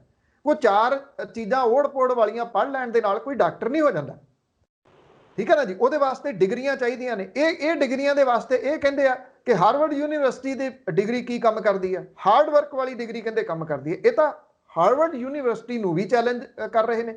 ਸੁਪਰੀਮ ਕੋਰਟ ਨੇ ਹੁਣ 12 ਮੈਂਬਰੀ ਟਾਸਕ ਫੋਰਸ ਜਿਹੜੀ ਉਹ ਬਣਾ ਦਿੱਤੀ ਹੈ। ਇਹ ਕਿਹਾ ਕਿ ਇਹ ਵੰਡ ਕਰੂਗੀ, ਔਰ ਇਹ ਵੀ ਕਹਿਤਾ ਕਿ 700 ਮੀਟ੍ਰਿਕ ਟਨ ਹਰ ਹਾਲਤ ਦੇ ਵਿੱਚ ਤੁਹਾਨੂੰ ਦੇਣੀ ਪੈਣੀ ਹੈ ਦਿੱਲੀ ਨੂੰ। ਕਿੱਥੋਂ ਦਿੰਦੇ ਨੇ, ਕੀ ਕਰਦੇ ਨੇ, ਇਹ ਨਹੀਂ ਕੁਝ ਵੀ ਪਤਾ। ਜਿੱਦ ਕਿ ਜਿੰਨੇ ਦਿਨ ਚੱਲਦੇ ਨੇ ਉਹ ਰੋਜ਼ ਫੇਰ ਸੁਪਰੀਮ ਕੋਰਟ ਚੱਲ ਜਾਂਦੇ। ਤੁਸੀਂ 700 ਮੀਟ੍ਰਿਕ ਟਨ ਕਿਹਾ ਸੀ, 350 ਮਿਲੀ। ਤੁਸੀਂ 700 ਕਿਹਾ ਸੀ, ਸਾਨੂੰ 150 ਅਜੇ ਤੱਕ ਪਹੁੰਚੀ। ਤੁਸੀਂ 700 ਕਿਹਾ ਸੀਗਾ, 400 ਤੋਂ ਨਹੀਂ ਟੱਪ ਰਹੀ, 400 ਤੋਂ ਨਹੀਂ ਟੱਪ ਰਹੀ ਦਿੱਲੀ ਦੇ ਵਿੱਚ। 400 ਮੀਟ੍ਰਿਕ ਟਨ ਤੇ 700 ਮੀਟ੍ਰਿਕ ਟਨ ਦੇ ਵਿੱਚ ਬਹੁਤ ਵੱਡਾ ਅੰਤਰ ਹੈ। ਇਹ ਸਿਰਫ ਇਸ ਕਰਕੇ ਨਹੀਂ ਦੇ ਰਹੇ ਕਿ ਉੱਥੇ ਭਾਰਤੀ ਜਨਤਾ ਪਾਰਟੀ ਦੀ ਸਰਕਾਰ ਨਹੀਂ ਗਈ, ਉਹਨੇ ਭਾਰਤੀ ਜਨਤਾ ਪਾਰਟੀ ਨੂੰ ਬਾਰ-ਬਾਰ ਹਰਾਇਆ ਹੋਇਆ। ਇਸ ਕਰਕੇ ਉੱਥੋਂ ਦੇ ਲੋਕਾਂ ਦਾ ਇਹ ਜਿਹੜਾ ਜੀ ਉਹਨਾਂ ਤੋਂ ਬਦਲਾ ਲਿਆ ਜਾ ਰਿਹਾ। ਔਰ ਪੰਜਾਬ ਦੇ ਵਿੱਚ ਵੀ ਇਹੀ ਹਾਲਾਤ ਜਿਹੜੇ ਆ ਬਣ ਗਏ ਜਾਂ ਬਣਨ ਵਾਲੇ ਆ। ਰਾਤ ਦੀਆਂ ਜਿਹੜੀਆਂ ਰਿਪੋਰਟਾਂ ਨੇ, ਰਾਤੀ 10 ਘੰਟਿਆਂ ਦੀ ਜਿਹੜੀ ਆਕਸੀਜਨ ਪੰਜਾਬ ਦੇ ਵਿੱਚ ਬਚੀ ਸੀ, ਹੁਣ ਕਿੰਨੀ ਆ, ਅੱਗੋਂ ਆਈ ਆ ਜਾਂ ਨਹੀਂ ਆਈ, ਸ਼ਾਇਦ ਥੋੜੀ ਬਹੁਤੀ ਆ ਗਈ ਹੋਊਗੀ, ਕੰਮ ਜਿਹੜਾ ਉਹ ਚੱਲ ਗਿਆ ਹੋਊਗਾ। ਪਰ ਤੁਸੀਂ ਕੀ ਕੰਮ ਚਲਾਓਗੇ ਕਿ 10 ਘੰਟੇ ਦੀ ਰਹਿ ਗਈ, 8 ਘੰਟੇ ਦੀ ਰਹਿ ਗਈ? ਤੁਸੀਂ ਲੋਕਾਂ ਦੀ ਜਾਨ ਦੇ ਨਾਲ ਖੇਡ ਰਹੇ ਹੋ। ਇੱਥੇ ਮੈਂ ਕੈਪਟਨ ਅਮਰਿੰਦਰ ਸਿੰਘ ਹੋਰਾਂ ਨੂੰ ਕਸੂਰਵਾਰ ਕਹੂੰਗਾ। ਉਹ ਚਿੱਠੀਆਂ ਲਿਖ ਰਹੇ ਆ, ਇਸ ਯੁੱਗ ਦੇ ਵਿੱਚ ਚਿੱਠੀਆਂ ਲਿਖ ਰਹੇ ਆ। ਤੁਹਾਨੂੰ ਪਤਾ ਹੈ ਕਿ ਜਦੋਂ ਕੇਂਦਰ ਦੀ ਸਰਕਾਰ ਉਹ ਹਾਈ ਕੋਰਟ ਦੇ ਕਹੇ ਤੇ ਵੀ ਨਹੀਂ ਰਾਜਾਂ ਨੂੰ ਦੇ ਰਹੀ, ਉਹ ਸੁਪਰੀਮ ਕੋਰਟ ਦੇ ਕਹੇ ਤੇ ਵੀ ਰਾਜਾਂ ਨੂੰ ਦੇ ਰਹੀ, ਤੁਹਾਨੂੰ ਚਿੱਠੀ ਲਿਖੀ ਦੇ ਉੱਤੇ ਆਕਸੀਜਨ ਦੇ ਦੋਗੇ ਉਹ? ਅੱਜ ਤੱਕ ਪੰਜਾਬ ਸਰਕਾਰ ਨੇ ਹਾਈ ਕੋਰਟ ਦਾ ਸਹਾਰਾ ਕਿਉਂ ਨਹੀਂ ਲਿਆ? ਹਾਈ ਕੋਰਟ ਨੂੰ ਅਸਲ ਤਸਵੀਰ ਕਿਉਂ ਨਹੀਂ ਦੱਸੀ? ਚਾਹੇ ਉਹ ਵੈਕਸੀਨੇਸ਼ਨ ਦੀ ਆ, ਚਾਹੇ ਉਹ ਰੈਮਡੇਸਿਵਿਰ ਦੀ ਆ, ਚਾਹੇ ਉਹ ਆਕਸੀਜਨ ਦੀ ਆ। ਹਾਈ ਕੋਰਟ ਦੇ ਰਾਹੀਂ ਹੀ ਇੱਕੋ ਇੱਕ ਇਲਾਜ ਆ ਕਿ ਕੇਂਦਰ ਦੀ ਸਰਕਾਰ ਨੇ ਦੇਣਾ, ਨਹੀਂ ਤਾਂ ਅਦਰਵਾਈਜ਼ ਉੱਥੇ ਸੱਤਾ ਦੇ ਵਿੱਚ ਉਹ ਲੋਕ ਬੈਠੇ ਆ ਜਿਨ੍ਹਾਂ ਨੂੰ ਇਹੀ ਨਹੀਂ ਪਤਾ ਲੱਗ ਰਿਹਾ ਕਿ ਕਿਹੜਾ ਕੰਮ ਕਿਵੇਂ ਕਰਨਾ। ਜੇ ਕਿਸਾਨਾਂ ਦੇ ਨਾਲ ਮੀਟਿੰਗ ਕਰਨੀ ਹੈ ਤੇ ਵਿਗਿਆਨ ਭਵਨ 'ਚ ਕਰ ਰਹੇ ਆ, ਤੇ ਜੇ ਡਾਕਟਰਾਂ ਨਾਲ ਮੀਟਿੰਗ ਕਰਨੀ ਹੈ ਤੇ ਕਿਸਾਨ ਭਵਨ 'ਚ ਸੱਦ ਲੈਂਦੇ ਆ। ਇਹ ਕਹਾਣੀ ਸਮਝ ਨਹੀਂ ਆ ਰਹੀ। ਕਿਸਾਨਾਂ ਨੂੰ ਕਿਸਾਨ ਭਵਨ 'ਚ ਲੈ ਕੇ ਜਾਓ, ਜਿਹੜੇ ਡਾਕਟਰ ਨੇ ਉਹਨਾਂ ਨੂੰ ਵਿਗਿਆਨ ਭਵਨ 'ਚ ਲੈ ਕੇ ਜਾਓ। ਉਹ ਜਿੰਨੀਆਂ ਕਿਸਾਨਾਂ ਨਾਲ ਮੀਟਿੰਗਾਂ ਹੋਈਆਂ ਵਿਗਿਆਨ ਭਵਨ 'ਚ ਹੋਈਆਂ, ਜਿੰਨੀਆਂ ਡਾਕਟਰਾਂ ਨਾਲ ਮੀਟਿੰਗ ਹੋਈਆਂ ਨੇ ਪਿਛਲੇ ਦਿਨਾਂ 'ਚ ਉਹ ਕਿਸਾਨ ਭਵਨ 'ਚ ਹੋਈਆਂ। ਮਤਲਬ ਕਿ ਉਹਨਾਂ ਨੂੰ ਸਮਝ ਨਹੀਂ ਪੈ ਰਹੀ। ਕਿਉਂ ਨਹੀਂ ਸਮਝ ਪੈ ਰਹੀ? ਕਿ ਜਦੋਂ ਪਿਛਲੀ ਜਿਹੜੀ ਟਰਮ ਸੀਗੀ ਉਹਦੇ ਵਿੱਚ ਵਿਦੇਸ਼ ਮੰਤਰੀ ਸੁਸ਼ਮਾ ਸਵਰਾਜ ਹੋਰੀ ਸੀ। ਮੈਨੂੰ ਨਹੀਂ ਲੱਗਦਾ ਕੋਈ ਇੱਕ ਅੱਧੇ ਦੌਰੇ ਤੋਂ ਵੱਧ ਉਹ ਮੁਲਕਾਂ 'ਚ ਗਏ ਹੋਣ, ਤੇ ਪ੍ਰਧਾਨ ਮੰਤਰੀ ਹੋਰਾਂ ਨੇ ਕੋਈ ਮੁਲਕ ਛੱਡਿਆ ਹੀ ਨਹੀਂ। ਅੱਜ ਜਦੋਂ ਸਿਹਤ ਮੰਤਰੀ ਦੀ ਜਿੱਥੇ ਜ਼ਰੂਰਤ ਹੈ, ਡਾਕਟਰ ਹਰਸ਼ਵਰਧਨ ਨੇ, ਡਾਕਟਰ ਨਾਲ ਲੱਗਦਾ, ਉਹ MBBS ਡਾਕਟਰ ਨੇ, ਉਹ ਇਸੇ ਕਰਕੇ ਇਸ ਅਹੁਦੇ ਦੇ ਉੱਤੇ ਨੇ। ਉਹ ਰਾਮਦੇਵ ਦੀਆਂ ਦਵਾਈਆਂ ਦੇ ਉਦਘਾਟਨ ਕਰਦੇ ਫਿਰਦੇ ਆ। ਉਹਨਾਂ ਨੂੰ ਕਿਉਂਕਿ ਬਹਿਣ ਦਾ ਮੌਕਾ ਹੀ ਨਹੀਂ ਕਿਤੇ ਦਿੱਤਾ ਜਾ ਰਿਹਾ। ਅੱਜ ਜਿਹੜੀਆਂ ਸੂਬਿਆਂ ਦੇ ਮੁੱਖ ਮੰਤਰੀਆਂ ਦੇ ਨਾਲ ਵੀ ਮੀਟਿੰਗਾਂ ਹੋ ਰਹੀਆਂ ਨੇ ਜਾਂ ਐਕਸਪਰਟ ਨਾਲ ਹੋ ਰਹੀਆਂ ਨੇ, ਇਹ ਡਿਊਟੀ ਜਿਹੜੀ ਆ ਉਹ ਸਿਹਤ ਮੰਤਰੀ ਦੀ ਬਣਦੀ ਆ। ਸਿਹਤ ਮੰਤਰੀ ਦੇ ਨਾਲ ਉਹ ਐਕਸਪਰਟ ਬਹਿਣ। ਮੈਂ ਅੱਜ ਦੀ ਅਖਬਾਰ ਦੇ ਵਿੱਚ ਉਹਨਾਂ ਐਕਸਪਰਟ ਦੀ ਅੱਜ ਤੋਂ 3 ਮਹੀਨੇ ਪਹਿਲਾਂ ਦੀ ਰਾਏ ਪੜ੍ਹ ਰਿਹਾ ਸੀਗਾ। 3 ਮੇਨ ਨੇ ਉਹ ਐਕਸਪਰਟ ਜਿਹੜੇ, ਔਰ ਉਹਨਾਂ ਨੇ ਜੋ ਕੁਝ ਕਿਹਾ ਸੀਗਾ ਕਿ ਆਹ ਕੁਝ ਹੋ ਸਕਦਾ, ਅੱਜ ਐਗਜ਼ੈਕਟਲੀ ਉਹ ਕੁਝ ਮੁਲਕ ਦੇ ਵਿੱਚ ਹੋ ਰਿਹਾ। ਉਹਨਾਂ ਦੀ ਸਲਾਹ ਦਰਕਨਾਰ ਕੀਤੀ ਗਈ, ਉਹਨਾਂ ਨੂੰ ਟੀਚਰ ਕੀਤੀ ਗਈ, ਉਹਨਾਂ ਨੂੰ ਮਜ਼ਾਕ ਦੇ ਤੌਰ ਦੇ ਉੱਤੇ ਲਿਆ ਗਿਆ ਵੀ ਐਕਸਪਰਟ ਬਣਾ ਕਹਿੰਦੇ ਸੀਗੇ ਕਿ ਇਸ ਮੁਲਕ ਦੇ ਵਿੱਚ ਆਹ ਕੁਝ ਹੋ ਜਾਊਗਾ, ਸਾਡੇ ਤਾਂ ਕੁਝ ਨਹੀਂ ਹੋਇਆ। ਉਹ ਤਾਂ ਉਦੋਂ ਤਾਂ ਮੌਤ ਜਿਹੜੀ ਸੀ ਉਹ ਬਰੂਹਾ ਲੰਘਿਆ ਹੀ ਸੀ, ਅੰਦਰ ਆ ਗਈ ਸੀਗੀ ਜਦੋਂ ਇਹ ਚੋਣਾਂ ਇਹਨਾਂ ਨੇ ਅਨਾਉਂਸ ਕੀਤੀਆਂ ਨੇ 5 ਰਾਜਾਂ ਦੀਆਂ। ਔਰ ਉਹ ਮੌਤ ਆ ਕੇ ਵਿਹੜਿਆਂ 'ਚ ਨੱਚਣ ਲੱਗ ਗਈ ਸੀ ਜਦੋਂ ਇਹ 1-1 ਲੱਖ ਬੰਦੇ ਦੀਆਂ ਰੈਲੀਆਂ ਕਰ ਰਹੇ ਸੀ। ਇਹ ਫੈਲਿਆ ਕਿਉਂ ਆ ਕੁਲਵੰਤ ਸਿੰਘ ਜੀ? ਉਹਦਾ ਇੱਕ ਰੀਜ਼ਨ ਵੱਡਾ ਇਹ ਆ, ਪੱਛਮੀ ਬੰਗਾਲ ਦੇ ਵਿੱਚ ਉੱਤਰ ਪ੍ਰਦੇਸ਼ ਤੋਂ ਸਭ ਤੋਂ ਜ਼ਿਆਦਾ, ਦੂਜਾ ਬਿਹਾਰ ਦੇ ਵਿੱਚੋਂ ਟਰੱਕ ਤੇ ਬੱਸਾਂ ਭਰ ਭਰ ਕੇ ਲੋਕਾਂ ਦੀਆਂ ਪੱਛਮੀ ਬੰਗਾਲ ਦੇ ਵਿੱਚ ਰੈਲੀਆਂ ਲਈ ਲੈ ਕੇ ਗਏ ਆ। ਇਹ ਮੈਂ ਤੁਹਾਨੂੰ ਬਹੁਤ ਮਤਲਬ ਕਿ ਸੋਲਿਡ ਜਿਹੜੀ ਸੂਤਰਾਂ ਦੀ ਖਬਰ ਦੱਸ ਰਿਹਾ। ਉੱਥੋਂ ਭਰ ਭਰ ਕੇ ਵਹੀਕਲ ਗਏ, ਉਹ ਰੈਲੀਆਂ 'ਚ ਗਏ, ਉੱਥੇ ਸ਼ਾਮਲ ਹੋਏ, ਮੁੜ ਕੇ ਉਹਨਾਂ ਵਹੀਕਲਸ ਦੇ ਵਿੱਚ ਆਏ। ਉਹ ਪਿੰਡਾਂ ਥਾਵਾਂ ਤੋਂ ਸੀ, ਉਹ ਸਪਰੈਡ ਹੋ ਗਿਆ, ਸਾਰੇ ਜਗ੍ਹਾ ਦੇ ਉੱਤੇ ਸਪਰੈਡ ਹੋ ਗਿਆ, ਜਿਹੜਾ ਕਿ ਅੱਜ ਸੰਭਾਲਿਆ ਨਹੀਂ ਇਹਨਾਂ ਤੋਂ ਜਾ ਰਿਹਾ ਹੈ। ਪੰਨੂ ਸਾਹਿਬ, ਤੁਸੀਂ ਗੱਲ ਕੀਤੀ ਹੈ, ਜ਼ਿਕਰ ਕੀਤਾ ਕਿ ਹਾਈ ਕੋਰਟ ਦੇ ਵਿੱਚ ਪੰਜਾਬ ਸਰਕਾਰ ਨਹੀਂ ਗਈ ਹੈਗੀ। ਹਾਈ ਕੋਰਟ ਦੇ ਵਿੱਚ ਕਿਉਂ ਨਹੀਂ ਗਈ, ਇਹਦੇ ਪਿੱਛੇ ਦੇ ਕੀ ਕਾਰਨ ਨੇ, ਤੇ ਇੱਥੇ ਜਿਹੜਾ ਪੰਜਾਬ ਸਰਕਾਰ ਦਾ ਵੀ ਕਿਤੇ ਨਾ ਕਿਤੇ ਫੇਲੀਅਰ ਨਜ਼ਰ ਆ ਰਿਹਾ। ਤੇ ਦੂਜੇ ਪਾਸੇ ਪੰਜਾਬ ਦੇ ਕਿਸਾਨ ਜਿਹੜੇ ਨੇ ਉਹ ਲਗਾਤਾਰ ਨਾੜ ਨੂੰ ਅੱਗ ਲਾ ਰਹੇ ਨੇ, ਲਗਾਤਾਰ ਪ੍ਰਦੂਸ਼ਣ ਫੈਲ ਰਿਹਾ, ਲਗਾਤਾਰ ਜਿਹੜਾ ਇਹ ਵਾਇਰਸ ਜਿਹੜਾ ਉਹ ਸਪਰੈਡ ਹੋ ਰਿਹਾ, ਸੁਪਰ ਸਪਰੈਡਰ ਦਾ ਕੰਮ ਕਰ ਰਹੇ ਨੇ ਇਹ ਜਿਹੜੀ ਪ੍ਰਦੂਸ਼ਿਤ ਹਵਾ ਹੈ। ਕੀ ਫਿਰ ਹੁਣ ਲੋਕਾਂ ਨੂੰ ਵੀ ਹਾਈ ਕੋਰਟ 'ਚ ਜਾਣਾ ਪੈਣਾ ਜੀ ਇਹ ਸਭ ਨੂੰ ਰੋਕਣ ਲਈ? ਦੇਖੋ, ਜਦੋਂ ਤੁਸੀਂ ਇਹ ਗੱਲ ਕਰਦੇ ਆ ਨਾ, ਮੈਂ ਸਵੇਰੇ ਲਿਖਿਆ ਤੇ ਜਿਹੜਾ ਇੱਕ ਵਿਅਕਤੀ ਉਹ ਕਹਿੰਦਾ ਫਿਰ ਤੂੰ ਇਦਾਂ ਕਰ, ਤੂੰ ਆ ਕੇ ਸਾਡੀ ਜ਼ਮੀਨ ਵਾਜਾ, ਜਾਂ ਉਹ ਦੂਜਾ ਕਹਿੰਦਾ ਕਿ ਜਿਹੜਾ ਨਾੜ ਹੈ ਉਹ ਤੇਰੇ ਘਰ ਦੇ ਮੂਹਰੇ ਸੁੱਟ ਜਾਂਦੇ ਆ। ਇੱਥੇ ਤਾਂ ਜੇ ਤੁਸੀਂ ਕਿਸੇ ਨੂੰ ਅਕਲ ਦੀ ਗੱਲ ਵੀ ਦੱਸਦੇ ਹੋ ਨਾ, ਉਹ ਤੁਹਾਡੇ ਗੱਲ ਜਿਹੜਾ ਉਹ ਪੈਂਦੇ ਨੇ। ਇਹ ਗੱਲ ਭੁੱਲ ਕੇ ਕਿ ਜਿਹੜੀ ਨਾੜ ਨੂੰ ਲਾਈ ਹੋਈ ਅੱਗ ਹੈ ਉਹ ਧੂਆਂ ਜਿਹੜਾ ਪੈਦਾ ਕਰ ਰਹੀ ਹੈ, ਕਿਉਂਕਿ ਸਭ ਤੋਂ ਪਹਿਲਾਂ ਇਹ ਸਮਝੋ ਵਾਇਰਸ ਕੀ ਆ, ਕਿੱਥੋਂ ਸਟਾਰਟ ਹੁੰਦਾ। ਤੁਹਾਡਾ ਗਲ ਖਰਾਬ ਹੁੰਦਾ, ਤੁਹਾਡੇ ਫੇਫੜੇ ਜਾਮ, ਸਾਹ ਦੇ ਨਾਲ ਜੁੜੀ ਹੋਈ ਸਿੱਧੀ ਬਿਮਾਰੀ ਹੈ ਇਹ ਡਾਇਰੈਕਟਲੀ। ਜਿਹੜਾ ਕਣਕ ਦਾ ਨਾੜ ਹੈ ਇਹਨੂੰ ਤਾਂ ਬਿਨਾਂ ਸਾੜੇ ਤੋਂ ਵੀ ਸਰ ਸਕਦਾ। ਚਲੋ ਪਰਾਲੀ ਵਾਲਾ ਤਾਂ ਤੁਸੀਂ ਕਹਿੰਦੇ ਹੋ, ਪਰਾਲੀ ਸਾੜਨਾ ਬਹੁਤ ਖਤਰਨਾਕ ਹੈ, ਬਹੁਤ ਗਲਤ ਹੈ, ਪਰ ਇਹ ਨਾੜ ਨੂੰ ਸਾੜਨ ਤੋਂ ਤਾਂ ਬਚਿਆ ਜਾ ਸਕਦਾ। ਇਹ ਤਾਂ ਮੈਕਸਿਮਮ ਤੂੜੀ ਬਣਾ ਲਈ ਜਾਂਦੀ ਹੈ, ਥੋੜਾ ਬਹੁਤਾ ਰਹਿ ਜਾਂਦਾ, ਪਰ ਕਿਉਂਕਿ ਇਹਨੂੰ ਅੱਗ ਬਹੁਤ ਪੈਂਦੀ ਹੈ, ਬਹੁਤ ਤੇਜ਼ੀ ਨਾਲ ਪੈਂਦੀ ਆ। ਕੁਝ ਵੀਡੀਓਜ਼ ਨੇ ਇਸ ਤਰ੍ਹਾਂ ਦੀਆਂ ਕਿ ਕਿੰਨੇ ਕਿੰਨੇ ਦੂਰ ਤੱਕ ਅੱਗ ਹੀ ਅੱਗ ਲੱਗੀ ਹੋਈ ਆ। ਇਹਨੇ ਵੱਡੇ ਦਰਖਤ ਵੀ ਸਾੜਤੇ, ਇਹਨੇ ਸਾਲ ਵਾਲੇ ਬੂਟੇ ਜਿਹੜੇ ਸੀ ਉਹ ਵੀ ਬਹੁਤ ਵੱਡੀ ਗਿਣਤੀ ਦੇ ਵਿੱਚ ਸਾੜ ਦਿੱਤੇ।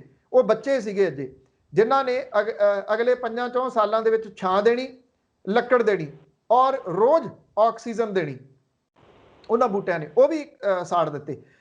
ਤੁਸੀਂ ਉਹਨੂੰ ਜਸਟੀਫਾਈ ਕਰ ਰਹੇ ਹੋ ਕਿ ਨਹੀਂ ਅਸੀਂ ਅੱਗ ਲਾ ਕੇ ਸਹੀ ਕਰ ਰਹੇ ਹਾਂ।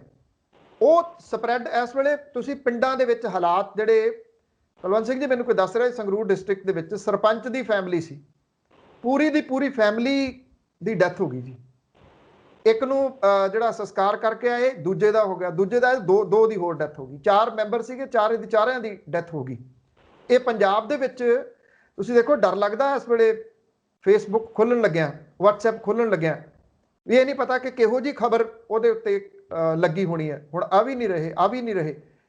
ਤੁਸੀਂ ਇਹ ਅੱਗ ਲਾਉਣ ਤੋਂ ਕੀ ਬਚਿਆ ਨਹੀਂ ਜਾ ਸਕਦਾ ਸੀਗਾ ਜੀ? ਬਚਿਆ ਜਾ ਸਕਦਾ ਸੀਗਾ। ਕਿਸਾਨ ਸੰਘਰਸ਼ ਦਾ ਮੈਂ ਕੱਟੜ ਹਮਾਇਤੀ ਹਾਂ ਜੀ, ਸਿੰਪਲ ਜੀ ਗੱਲ ਆ ਜੀ, ਬਿਨਾਂ ਕਿਸੇ ਐਵੇਂ ਮਾੜੀ ਮੋਟੀ ਲੱਗ ਮਾਤਰ ਵੀ ਇੱਧਰ ਉੱਧਰ ਨਹੀਂ, ਕੱਟੜ ਹਮਾਇਤੀ ਹਾਂ।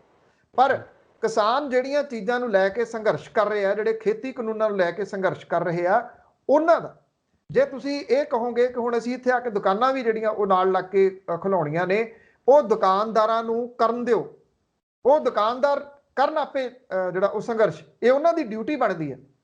ਜੇ ਉਹ ਫਸ ਰਹੇ ਆ, ਮਰ ਰਹੇ ਆ, ਉਹਨਾਂ ਨੂੰ ਫਾਕੇ ਕੱਟਣੇ ਪੈ ਰਹੇ ਆ, ਉਹਨਾਂ ਨੂੰ ਬੁਰੇ ਦਿਨ ਦਿਸ ਰਹੇ ਆ, ਉਹਨਾਂ ਨੂੰ ਡਿਸਾਈਡ ਕਰਨ ਦਿਓ। ਇੱਥੇ ਆ ਕੇ ਤੁਸੀਂ ਉਹਦੇ ਵਿੱਚ ਨਾ ਉਹਨਾਂ ਦੀ ਨਾ ਮਦਦ ਕਰੋ, ਨਾ ਹੱਕ 'ਚ ਨਾ ਵਿਰੋਧ ਦੇ ਵਿੱਚ ਜਿਹੜਾ ਜੀ, ਕਿਉਂਕਿ ਉਹ ਇਹਦਾ ਅਸਰ ਉੱਥੇ ਤੁਹਾਡੇ ਉੱਥੋਂ ਵਾਲੇ ਸੰਘਰਸ਼ ਨੂੰ ਪੈ ਜਾਣਾ, ਜਿੱਥੇ ਤੁਸੀਂ 6 ਮਹੀਨੇ ਹੋ ਜਾਣੇ ਆ ਇਸ ਮਹੀਨੇ ਦੀ 25 ਤਰੀਕ ਨੂੰ, 6 ਮਹੀਨੇ ਹੋ ਜਾਣੇ ਬੈਠਿਆਂ ਨੂੰ ਕਿਸਾਨਾਂ ਨੂੰ। ਉਸ ਪਾਸੇ ਵੱਲ ਜਿਹੜਾ ਉਹ ਸੋਚਿਆ ਜਾਵੇ, ਔਰ ਕਿਸਾਨ ਜਥੇਬੰਦੀਆਂ ਦੀ ਇਹ ਡਿਊਟੀ ਬਣਦੀ ਹੈ ਕਿ ਉੱਥੋਂ ਅਪੀਲ ਕਰਨ ਉਹਨਾਂ ਸਾਂਝੀਆਂ ਸਟੇਜਾਂ ਤੋਂ ਕਿ ਜੇ ਕੋਈ ਅਜੇ ਨਾੜ ਨੂੰ ਅੱਗ ਨਹੀਂ ਲਾਈ ਤੇ ਨਾ ਲਾਓ, ਨੁਕਸਾਨ ਆਲਰੇਡੀ ਬਹੁਤ ਹੋ ਗਿਆ। ਹੁਣ ਇਹ ਓਪਨ ਖਬਰਾਂ ਆ ਰਹੀਆਂ ਨੇ ਕਿ ਪਿੰਡਾਂ ਦੇ ਵਿੱਚ ਸਪਰੈਡ ਹੋ ਗਿਆ, ਔਰ ਮਾਲਵਾ ਖੇਤਰ ਦੇ ਵਿੱਚ ਸਭ ਤੋਂ ਜ਼ਿਆਦਾ ਸਪਰੈਡ ਹੋ ਜਾਣ ਦੀਆਂ ਇਹ ਖਬਰਾਂ ਆ ਰਹੀਆਂ ਨੇ। ਉੱਥੇ ਸਾਡੇ ਕੋਲੇ ਸਿਸਟਮ ਹੀ ਹੈ ਨਹੀਂ ਗਾ ਕੁਲਵੰਤ ਸਿੰਘ ਜੀ। ਜਿਹੜੇ ਹਸਪੀਟਲ ਨੇ ਉਹਨਾਂ 'ਚ ਕਿੰਨਾ ਕੁ ਸਾਡੇ ਕੋਲੇ ਢਾਂਚਾ ਰਹਿ ਗਿਆ, ਡਿਸਪੈਂਸਰੀਆਂ ਦਾ ਢਾਂਚਾ ਸਾਡੇ ਰਾਜਨੀਤਿਕ ਲੋਕ ਨਿਗਲ ਗਏ। ਸਾਡੇ ਕੋਲੇ ਡਾਕਟਰ ਹੀ ਹੈ ਨਹੀਂ, ਸਾਡੇ ਕੋਲੇ ਨਰਸਿਸ ਹੈ ਨਹੀਂ ਗਿਆ। ਤੁਸੀਂ ਕਿੱਥੇ ਜਾਓਗੇ? ਕੌਣ ਤੁਹਾਨੂੰ ਸੰਭਾਲੂਗਾ? ਝੋਲਾ ਛਾਪ ਡਾਕਟਰਾਂ ਨੇ ਥੋੜੀ ਸੰਭਾਲਣਾ, ਝੋਲਾ ਛਾਪ ਡਾਕਟਰਾਂ ਤੋਂ ਨਹੀਂ ਸੰਭਾਲੇ ਜਾਣੇ। ਇਹ ਵਾਇਰਸ ਇਸ ਤਰ੍ਹਾਂ ਦਾ ਹੈ, ਬੜਾ ਖਤਰਨਾਕ ਹੈ, ਜਿਹੜਾ ਕਿ ਕੁਝ ਘੰਟੇ ਹੀ ਬੰਦੇ ਨੂੰ ਜਿਹੜਾ ਉਹ ਦਿੰਦਾ। ਅੱਜ ਅਸੀਂ ਗੱਲ ਕਰ ਰਹੇ, ਕੀ ਪਤਾ ਕੱਲ ਨੂੰ ਕਿਹਨੂੰ ਕੀ ਹੋ ਜਾਣਾ। ਇੰਨਾ ਖਤਰਨਾਕ ਹੈ, ਇੰਨਾ ਬਚਾ ਕੇ ਉਹ ਚੱਲਣ ਦੀ ਕੋਸ਼ਿਸ਼ ਕਰ ਰਿਹਾ। ਥੋੜਾ ਜਿਹਾ ਸਮਝ ਤੋਂ ਕੰਮ ਲੈਣਾ ਪੰਜਾਬ ਵਾਲਿਆਂ ਨੂੰ, ਇਹ ਸੋਚਣਾ ਪਊਗਾ। ਪੰਜਾਬ 5 ਦਰਿਆਵਾਂ ਦੀ ਧਰਤੀ, ਜਿਹੜੀ ਧਰਤੀ ਪਾਣੀ ਦੇ ਨਾਮ ਦੇ ਨਾਲ ਜਾਣੀ ਜਾਂਦੀ ਸੀ, ਸਾਡਾ ਪਾਣੀ ਗੰਦਲਾ ਹੋ ਗਿਆ, ਪਾਣੀ ਗੰਦਲਾ ਹੋ ਗਿਆ ਤੇ ਸਾਡੀ ਆਕਸੀਜਨ ਜਿਹੜੀ ਉਹ ਮੁੱਕ ਗਈ। ਮੇਰਾ ਦਾਦਾ ਉਹ ਡਾਂਗ ਚੁੱਕ ਲੈਂਦਾ ਸੀ ਜੇ ਕਿਸੇ ਬੂਟੇ ਨੂੰ ਕੁਝ ਹੋ ਜਾਂਦਾ ਸੀ। ਸਭ ਤੋਂ ਪਹਿਲਾਂ ਆੜ ਦੇ ਕੰਢੇ ਦੇ ਉੱਤੇ ਲਾਏ ਹੁੰਦੇ ਸੀ ਬੂਟੇ ਜਿੰਨੇ, ਚਲੋ ਉਹ ਜ਼ਮੀਨ ਸਰਕਾਰ ਲੈ ਗਈ, ਉਹ ਸਭ ਤੋਂ ਪਹਿਲਾਂ ਪਾਣੀ ਉਹਨਾਂ ਨੂੰ ਪੈਂਦਾ ਸੀਗਾ। ਅੰਬ, ਜਾਮਨ, ਧਰੇਕਾ, ਨਿੰਮਾ, ਸ਼ਤੂਤ, ਇਹ ਸਾਰੇ ਬੂਟੇ ਹਰ ਖੱਤੇ ਦੇ ਨੁੱਕਰ ਦੇ ਉੱਤੇ ਲੱਗੇ ਹੁੰਦੇ ਸੀ। ਅੱਜ ਛੋਰਾ ਹੋ ਗਿਆ, ਅਸੀਂ ਬੂਟੇ ਛੱਡੇ ਨਹੀਂ। ਸਰਕਾਰਾਂ ਨੇ ਬੂਟੇ ਵਿਕਾਸ ਦੀ ਭੇਟ ਚੜਾਤੇ, ਜਿੰਨੇ ਹਾਈਵੇ ਬਣੇ ਸਾਰੇ ਬੂਟੇ ਚੁੱਕੇ ਗਏ। ਉਹਦੇ ਵਿੱਚ ਲਿਖਿਆ ਹੋਇਆ ਇਹਨਾਂ ਨੇ ਕਿ ਇਹ ਬੂਟੇ ਦੁਬਾਰਾ ਲਾਉਣਗੀਆਂ ਇਹ ਕੰਪਨੀਆਂ। ਕਿਸੇ ਨੇ ਲਵਾਏ? ਕਿਸੇ ਨੇ ਵੀ ਨਹੀਂ ਲਵਾਏ। ਉਹ ਸਾਡੇ ਰਵਾਇਤੀ ਬੂਟੇ, ਟਾਹਲੀਆਂ, ਕਿੱਕਰਾਂ ਸਾਰੀਆਂ ਉਹ ਚਲੇ ਗਈਆਂ। ਸਾਡੇ ਪੰਛੀ ਚਲੇ ਗਏ। ਕਿੰਨੀਆਂ ਪੰਛੀ ਜਿਹੜੀਆਂ ਨਸਲਾਂ ਸੀਗੀਆਂ ਉਹ ਦਿਸਦੀਆਂ ਹੀ ਨਹੀਂ ਇਸ ਵੇਲੇ, ਬਹੁਤੀਆਂ ਜਿਹੜੀਆਂ ਉਹ ਚਲੇ ਗਈਆਂ। ਕਿਉਂਕਿ ਜਿਹੜਾ ਰਿਜ਼ਕ ਮਿਲਦਾ ਆ ਉਹ ਕਿਸੇ ਦੇ ਬਹਾਨੇ ਦੇ ਨਾਲ ਤੁਹਾਨੂੰ ਮਿਲਦਾ। ਪਤਾ ਨਹੀਂ ਸਾਨੂੰ ਪਾਣੀ ਤੇ ਆਕਸੀਜਨ ਇਹਨਾਂ ਪੰਛੀਆਂ ਦੇ ਬਹਾਨੇ ਦੇ ਨਾਲ ਚੱਜ ਦਾ ਮਿਲ ਰਿਹਾ ਸੀ, ਅਸੀਂ ਉਹਨਾਂ ਜੋਗੀ ਥਾਂ ਨਹੀਂ ਛੱਡੀ, ਕੁਦਰਤ ਨੇ ਸਾਡੀ ਜੋਗੀ ਆਕਸੀਜਨ ਨਹੀਂ ਛੱਡੀ। ਬਿਲਕੁਲ ਬਿਲਕੁਲ, ਗੁਰਬਾਣੀ ਤਾਂ ਹੀ ਕਹਿੰਦੀ ਹੈ ਕਿ ਸੈਲ ਪੱਥਰ ਮੈਂ ਜੰਤ ਪਾਇਆ ਤਾਕਾ ਰਿਜਕ ਆਗੇ ਕਰ ਧਰਿਆ। ਹਰ ਪ੍ਰਾਣੀ ਜਿਹੜਾ ਉਹ ਜਿੱਤੇ ਜਦੋਂ ਪੈਦਾ ਹੁੰਦਾ ਉਹਦਾ ਰਿਜਕ ਜਿਹੜਾ ਉਹ ਪਰਮਾਤਮਾ ਉਹਦੇ ਅੱਗੇ ਕਰਕੇ ਧਰ ਕੇ ਫਿਰ ਭੇਜਦਾ ਉਹਨੂੰ। ਤੇ ਇਹ ਰਿਜਕ ਜਿਹੜਾ ਆਪਾਂ ਨੂੰ ਮਿਲ ਰਿਹਾ, ਆਪਾਂ ਨੂੰ ਜੋ ਕੁਝ ਮਿਲ ਰਿਹਾ ਹੈ ਕਿਸੇ ਨਾ ਕਿਸੇ ਬਹਾਨੇ ਨਾਲ ਮਿਲ ਰਿਹਾ। ਬਿਲਕੁਲ ਤੁਸੀਂ ਸੱਚ ਕਹਿ ਰਹੇ ਹੋ। ਪੰਨੂ ਸਾਹਿਬ, ਤੁਹਾਡਾ ਨਿਊਜ਼ ਏਸ਼ੀਆ ਪੰਜਾਬੀ ਨਾਲ ਗੱਲਬਾਤ ਕਰਨ ਲਈ ਬਹੁਤ ਬਹੁਤ ਧੰਨਵਾਦ। ਤੁਸੀਂ ਇੰਨੀ ਵੱਡਮੁੱਲੀ ਜਾਣਕਾਰੀ ਦਿੱਤੀ ਹੈ ਤੇ ਇਸ ਵਿਸਥਾਰ ਦੇ ਨਾਲ ਇੰਨੇ ਦਰਦ ਦੇ ਨਾਲ ਜਿਹੜਾ ਸਾਰਾ ਕੁਝ ਜਿਹੜਾ ਉਹਦਾ ਇਸ ਨੂੰ ਲੋਕਾਂ ਤੱਕ ਪਹੁੰਚਾਇਆ। ਤੁਹਾਡਾ ਬਹੁਤ ਬਹੁਤ ਧੰਨਵਾਦ ਜੀ। ਬਹੁਤ ਮਿਹਰਬਾਨੀ ਜੀ। ਔਰ ਅਪੀਲ ਇੱਕ ਸਮੂਹ ਦਰਸ਼ਕਾਂ ਨੂੰ ਹੈ ਕਿ ਆਪਣਾ ਧਿਆਨ ਰੱਖੋ। ਇਸ ਵੇਲੇ ਇਨਸਾਨਾਂ ਨੂੰ ਇਨਸਾਨਾਂ ਦੀ ਲੋੜ ਹੈ। ਇੱਕ ਦੂਸਰੇ ਦਾ ਹੱਥ ਫੜ ਕੇ ਤੁਰੀਏ ਤੇ ਸ਼ਾਇਦ ਇਸ ਮਾੜੇ ਸਮੇਂ ਦੇ ਵਿੱਚੋਂ ਆਪਾਂ ਲੰਘ ਜਾਵਾਂਗੇ ਕਿਸੇ ਨਾ ਕਿਸੇ ਤਰੀਕੇ ਦੇ ਨਾਲ। ਤੁਹਾਡੇ ਆਲੇ ਦੁਆਲੇ, ਮੈਂ ਨਹੀਂ ਕਹਿੰਦਾ ਕਿ ਤੁਸੀਂ ਬਾਹਰ ਨਿਕਲੋ ਸੜਕਾਂ ਦੇ ਉੱਤੇ ਜਾ ਕੇ ਲੰਗਰ ਲਾਓ ਜਾਂ ਕੁਝ, ਆਪਣੇ ਆਲੇ ਦੁਆਲੇ ਦੇ ਉੱਤੇ ਨਿਗਾਹ ਰੱਖਣਾ। ਕੋਈ ਭੁੱਖ ਖੁਣੋ ਨਾ ਘੱਟੋ ਘੱਟ ਜਿਹੜਾ ਉਹ ਮਾਰਿਆ ਜਾਵੇ। ਜੇ ਕੋਈ ਤਕਲੀਫ ਦੇ ਵਿੱਚ ਹੈ, ਕੋਈ ਪੋਜ਼ਿਟਿਵ ਹੈ, ਉਹਨੂੰ ਜਿਵੇਂ ਮਰਜ਼ੀ ਰੋਟੀ ਪਾਣੀ ਜੋ ਵੀ ਹੋ ਸਕਦਾ ਜਿਵੇਂ ਵੀ ਉਹਦੇ ਬਾਹਰ ਰੱਖੋ। ਉਹਨੂੰ ਫੋਨ ਕਰਕੇ ਉਹਨੂੰ ਕਹੋ ਕਿ ਅਸੀਂ ਬਣਾ ਦਾਂਗੇ ਤੈਨੂੰ। ਇੰਨੀ ਕੁ ਮਦਦ ਜਿਹੜੀ ਆ ਉਹ ਜ਼ਰੂਰ ਕਰਦੇ ਰਹੋ ਜੀ। ਧੰਨਵਾਦ ਜੀ। ਬਿਲਕੁਲ ਜੀ, ਬਹੁਤ ਸ਼ੁਕਰੀਆ ਜੀ ਪੰਨੂ ਸਾਹਿਬ।